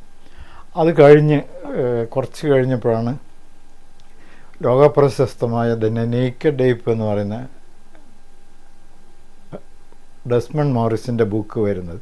ആ ബുക്ക് ലോകത്തിൽ ഈ നോൺ ഫിക്ഷനിൽ റെക്കോർഡിട്ടു, ലക്ഷക്കണക്കിന് കോപ്പി വിറ്റ്. ആ ബുക്ക് ഇറങ്ങിയ ഉടനെ എൻ്റെ ഒരു പ്രവർത്തകനായിരുന്നു പയ്യന്നൂർ കോളേജിൽ പ്രൊഫസർ M.R. ചന്ദ്രശേഖരൻ. അദ്ദേഹം അത് അവിടെ കൊണ്ടുവന്ന് ഞങ്ങൾ പുസ്തകം വായിക്കുന്ന ഒരു ഗ്രൂപ്പ് ഉണ്ടായിരുന്നു. അപ്പോൾ ഞങ്ങൾ 3-4 പേരത്. അപ്പോൾ അദ്ദേഹം ഒരു ദിവസം എന്നോട് പറഞ്ഞു, M.R. പറഞ്ഞു, എടോ തനിക്കിത് പിന്നെ മലയാളത്തിലാക്കാൻ പറ്റും. ഞാൻ പറഞ്ഞു ഭയങ്കര ബുദ്ധിമുട്ടായിരിക്കും, ആയാൽ തന്നെ ആരാ എടുക്കുവാന്ന്. അപ്പോൾ പറഞ്ഞു താൻ പോയി MT വാസുദേവൻ നായരെ കണ്ട് ഈ പുസ്തകം കയ്യിൽ കൊടുത്തിട്ട് ചോദിക്കൂ, അദ്ദേഹം സമ്മതിക്കുന്നു. ഞാൻ ഈ പുസ്തകം കൊണ്ട് MTയുടെ അടുത്ത് പോയി. ഒരു വെള്ളിയാഴ്ച കോഴിക്കോട് എനിക്ക് പോയി അദ്ദേഹത്തെ കാണാൻ എപ്പോഴും നിവൃത്തിയുള്ളപ്പോഴൊക്കെ ഞാൻ പോയി കാണുമായിരുന്നു. എന്നെ പഠിക്കുന്ന കാലം തൊട്ട് അറിയാമായിരുന്നു. അങ്ങനെയാണ് എനിക്ക് മാതൃഭൂമി ആഴ്ചപ്പതിപ്പിലൊക്കെ എഴുതാൻ കഴിഞ്ഞത്. അദ്ദേഹത്തിനെ ചെന്ന് കണ്ടു. അപ്പോൾ കണ്ടപ്പോൾ പറഞ്ഞു നോക്കട്ടെ എന്ന് പറഞ്ഞു. പിന്നെ ഒരാഴ്ച കഴിഞ്ഞ് ഒരു വെള്ളിയാഴ്ച ഞാൻ അദ്ദേഹത്തെ കണ്ടു. അദ്ദേഹത്തിൻ്റെയൊക്കെ വായന എന്ന് പറയുന്നത് ഒരു അത്യത്ഭുത പ്രതിഭാസമാണ്. ഇത്ര പെട്ടെന്ന് പുസ്തകങ്ങൾ, ഇത്രയധികം വിഷയങ്ങളെപ്പറ്റി അറിയുന്ന. അപ്പോൾ ഒരാഴ്ച കഴിഞ്ഞ് അദ്ദേഹത്തിൻ്റെ ഒരു കത്ത് വന്നു, നമുക്കിത് വീക്കിലിയിൽ കൊടുക്കാം, പക്ഷേ ഇതിൻ്റെ റൈറ്റ്സ് വാങ്ങണം. അപ്പോൾ ഇംഗ്ലണ്ടിൽ അന്ന് ആ സമയത്ത് TN ജയചന്ദ്രൻ ഇംഗ്ലണ്ടിൽ ട്രെയിനിങ്ങിന് പോയിരുന്നു. ഫോറിൻ എക്സ്ചേഞ്ച് ഉണ്ടാവുമെന്ന് വെച്ച് ഞാനൊരു കത്തെഴുതി. അപ്പോഴത്തേക്ക് ജയചന്ദ്രൻ മടങ്ങാൻ തയ്യാറായി, ഉള്ള പൈസയൊക്കെ മറ്റു നിലയിലൊക്കെ ചിലവാക്കി. അപ്പോൾ പറഞ്ഞു ഇല്ല എന്നാൽ ഞാൻ മാതൃഭൂമിയിൽ നിന്ന് തന്നെ കൊടുക്കാമെന്ന് പറഞ്ഞു. ആ മാതൃഭൂമിയിൽ അപ്പോൾ അവർക്ക് ഒറിജിനൽ റോയൽറ്റി കൊടുക്കുന്നതും എനിക്ക് ട്രാൻസ്ലേഷന് വേണ്ടി തരുന്നതും പകുതിയാക്കിയിട്ട് വിഭജിക്കാം, അത് മാതൃഭൂമി ഏർപ്പാട് അങ്ങനെ കൊടുത്തിട്ട് ആണ് നഗ്നവാനരൻ പബ്ലിഷ് ചെയ്ത്. ഇത് പബ്ലിഷ് ചെയ്ത് ഒരു കോപ്പി അവർക്ക് 5 കോപ്പി ഒറിജിനൽ പബ്ലിഷേഴ്സ് കോർഗൈ ബുക്സ് ആയിരുന്നു അയച്ചു കൊടുത്തു. ഏറ്റവും അധികം അഭിമാനം ഒരു എഴുത്തുകാരൻ എന്നുള്ളതിൽ അല്ലെങ്കിൽ വിവർത്തകൻ എന്ന നിലയിൽ എനിക്ക് തോന്നിയ ഒരു കാര്യം, ഇതിൽ നിന്ന് കിട്ടിയ പിന്നെ ഡെസ്മണ്ട് മോറിസിന് കിട്ടിയ റോയൽറ്റി എത്രയോ ഭീമമായൊരു സംഖ്യയാണ്. അതുകൊണ്ട് ഇംഗ്ലണ്ടിലെ ടാക്സ് ഡിപ്പാർട്ട്മെൻറ്റ് അദ്ദേഹത്തെ നിരന്തരമായിട്ട് ഉപദ്രവിക്കാൻ തുടങ്ങി. അദ്ദേഹം അവിടെ വിട്ടിട്ട് മാൾട്ടയിൽ പോയി. കുറേ കൊല്ലം കഴിഞ്ഞ് ഒരുപാട് കൊല്ലം കഴിഞ്ഞിട്ട് അദ്ദേഹത്തിൻ്റെ 2ാമത്തെ പുസ്തകം വന്നപ്പോൾ പിന്നെ അത് ട്രാൻസ്ലേറ്റ് ചെയ്യാൻ താല്പര്യമുണ്ടോയെന്ന് ചോദിച്ചാൽ എൻ്റെ പഴയ അഡ്രസ്സിൽ അദ്ദേഹം ഒരു കത്തയച്ചു. അദ്ദേഹം കാരണം പറഞ്ഞത് മലയാളം ട്രാൻസ്ലേഷൻ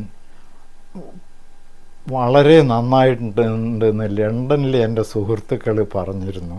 അതുകൊണ്ട് ഞാൻ എൻ്റെ റിസപ്ഷൻ റൂമിൽ ആ ട്രാൻസ്ലേഷൻ ഡിസ്പ്ലേ ചെയ്തിട്ടുണ്ട്. അപ്പോൾ അത് കഴിഞ്ഞ് നേക്കഡ് വുമൺ, നേക്കഡ് മാൻ, ഈ 2 പുസ്തകങ്ങളും കൂടി ഞാൻ ട്രാൻസ്ലേറ്റ് ചെയ്തു.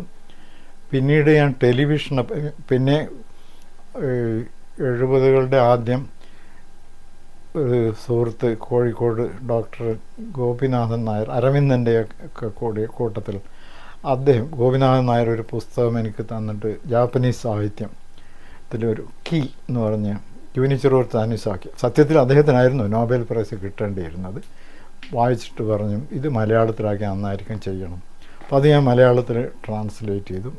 ആ കാലത്ത് മാതൃഭൂമി ആഴ്ചപ്പതിപ്പിൽ അത് പ്രസിദ്ധീകരിച്ചു.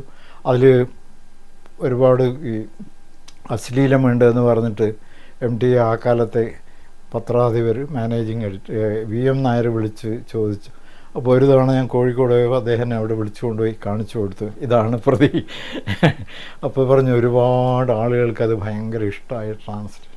അങ്ങനെ ഒരു സംഭവം.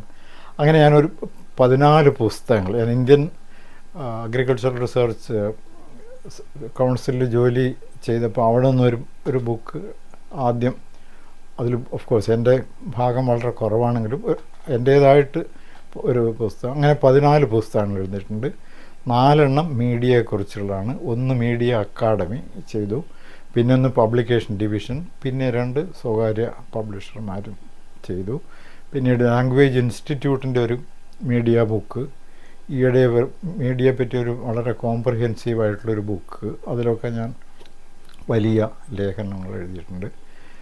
പിന്നെ ഒരുപാട് വിദേശ പുസ്തകങ്ങളെപ്പറ്റി ഞാൻ ടെലിവിഷനിൽ പരിപാടി മലയാളത്തിൽ ഇവിടെയും പുറത്തുമൊക്കെ ഡൽഹിയിൽ ഒക്കെ അവതരിപ്പിച്ചിട്ടുണ്ട്.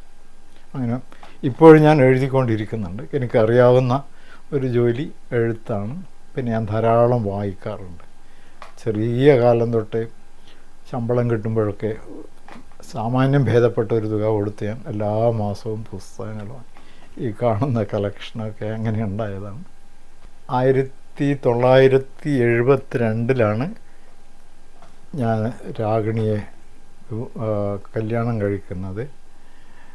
രാഗിണി എൻ്റെ കോളേജിലെ വിദ്യാർത്ഥിനിയായിരുന്നു. അവരുടെ കുടുംബമായിട്ട് പരിചയപ്പെട്ടു. അങ്ങനെ അത് കഴിഞ്ഞ് രാഗിണിക്ക് അന്നേ പെയിൻറ്റിങ് കലകളിലൊക്കെ വലിയ താല്പര്യം ഉണ്ടായിരുന്നു. അന്ന് ഡാൻസൊക്കെ ഉണ്ടായിരുന്നു, ഇപ്പോഴൊന്നുമില്ല.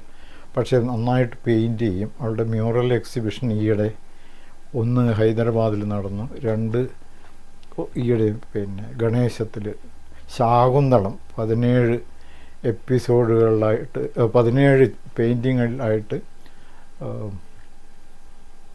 ശാകുന്തളം, അഭിജ്ഞാന ശാകുന്തളം, കാളിദാസൻ്റെ അഭിജ്ഞാന ശാകുന്തളം മുഴുവൻ വായിച്ച് 17 ചിത്രങ്ങളാക്കി പെയിൻറ്റ് ചെയ്ത് അവതരിപ്പിച്ചിട്ടുണ്ട്. ഇപ്പോഴും പെയിൻറ്റിങ്ങിലൊക്കെ ചെയ്യും. ഞങ്ങൾക്ക് 2 കുട്ടികളുണ്ട്. ഞാൻ എൻ്റെ അമ്മക്കൊറ്റ മകനാണ്. അമ്മ മരിച്ചിട്ട് ഒരു ഏകദേശം 50ഓളം വർഷമായി. പിന്നെ 2 മക്കളാണുള്ളത്. ഒരു മകൻ പിന്നെ കാനഡയിലാണ്. കാനഡയിൽ നിന്നവൻ കഴിഞ്ഞ ആഴ്ച 2-3 ദിവസം മുമ്പ് തിരിച്ചു വന്നു. വേറെ കാനഡയിലൊരു വലിയ ഇൻക്യുബേഷൻ സെൻറ്ററിൻ്റെ CEO ആയിരുന്നു, ലോകത്തിലെ 2ാമത്തെ. അവൻ കല്യാണം കഴിച്ചിരിക്കുന്ന അവർ ഹൈദരാബാദിലാണ്. എനിക്കൊരു പേരക്കുട്ടിയുണ്ട്, തമാര കവിതകൾ എഴുതും. മൂത്ത മകൻ ജയദീപ് ഒരു ഇംഗ്ലീഷിലൊരു ചെറുകഥാ സമാഹാരം ഈയിടെ പുറത്തിറക്കിയിട്ടുണ്ട്. ചെറിയ മകൻ അവനും ഞാനും എൻ്റെ പുസ്തകം വാങ്ങൽ കുറേയേറെ അവൻ്റെ പുസ്തകങ്ങൾ ഞങ്ങൾ 2 പേരും പുസ്തകങ്ങൾ വായിച്ചിട്ട് എക്സ്ചേഞ്ച് നടത്താം. അവനാ ഷിക്കാഗോ യൂണിവേഴ്സിറ്റിയിൽ നിന്ന് അമേരിക്കയിൽ PhD എടുത്തി അവിടെ തന്നെ ജോലി ചെയ്യുന്നു. അവൻ അവിടെ തന്നെയുള്ളൊരു കുട്ടിയെ ഡയാന കല്യാണം കഴിച്ചു. അവൾ അവിടെ PhD ഡിഗ്രി ഹോൾഡറാണ്. അവിടെ ഇപ്പോൾ പ്രാക്ടീസ് ചെയ്യുന്നുണ്ട്. മകൻ അവിടുത്തെ അവർ 2 പേരും അമേരിക്കൻ പൗരന്മാരായി. അവൻ എൻ്റെ വായന ഒരു വിധത്തിൽ പറഞ്ഞാൽ അവൻ പിന്തുടരുന്നുണ്ട്. എൻ്റെ എഴുത്തിനുള്ള കഴിവും എൻ്റെ ഭാര്യയുടെ പെയിൻറ്റിങ്ങിൻ്റെ കഴിവും കിട്ടിയിരിക്കുന്നത് ഞങ്ങളുടെ ഗ്രാൻഡ് ഡോട്ടർ തമാരക്കാണ്.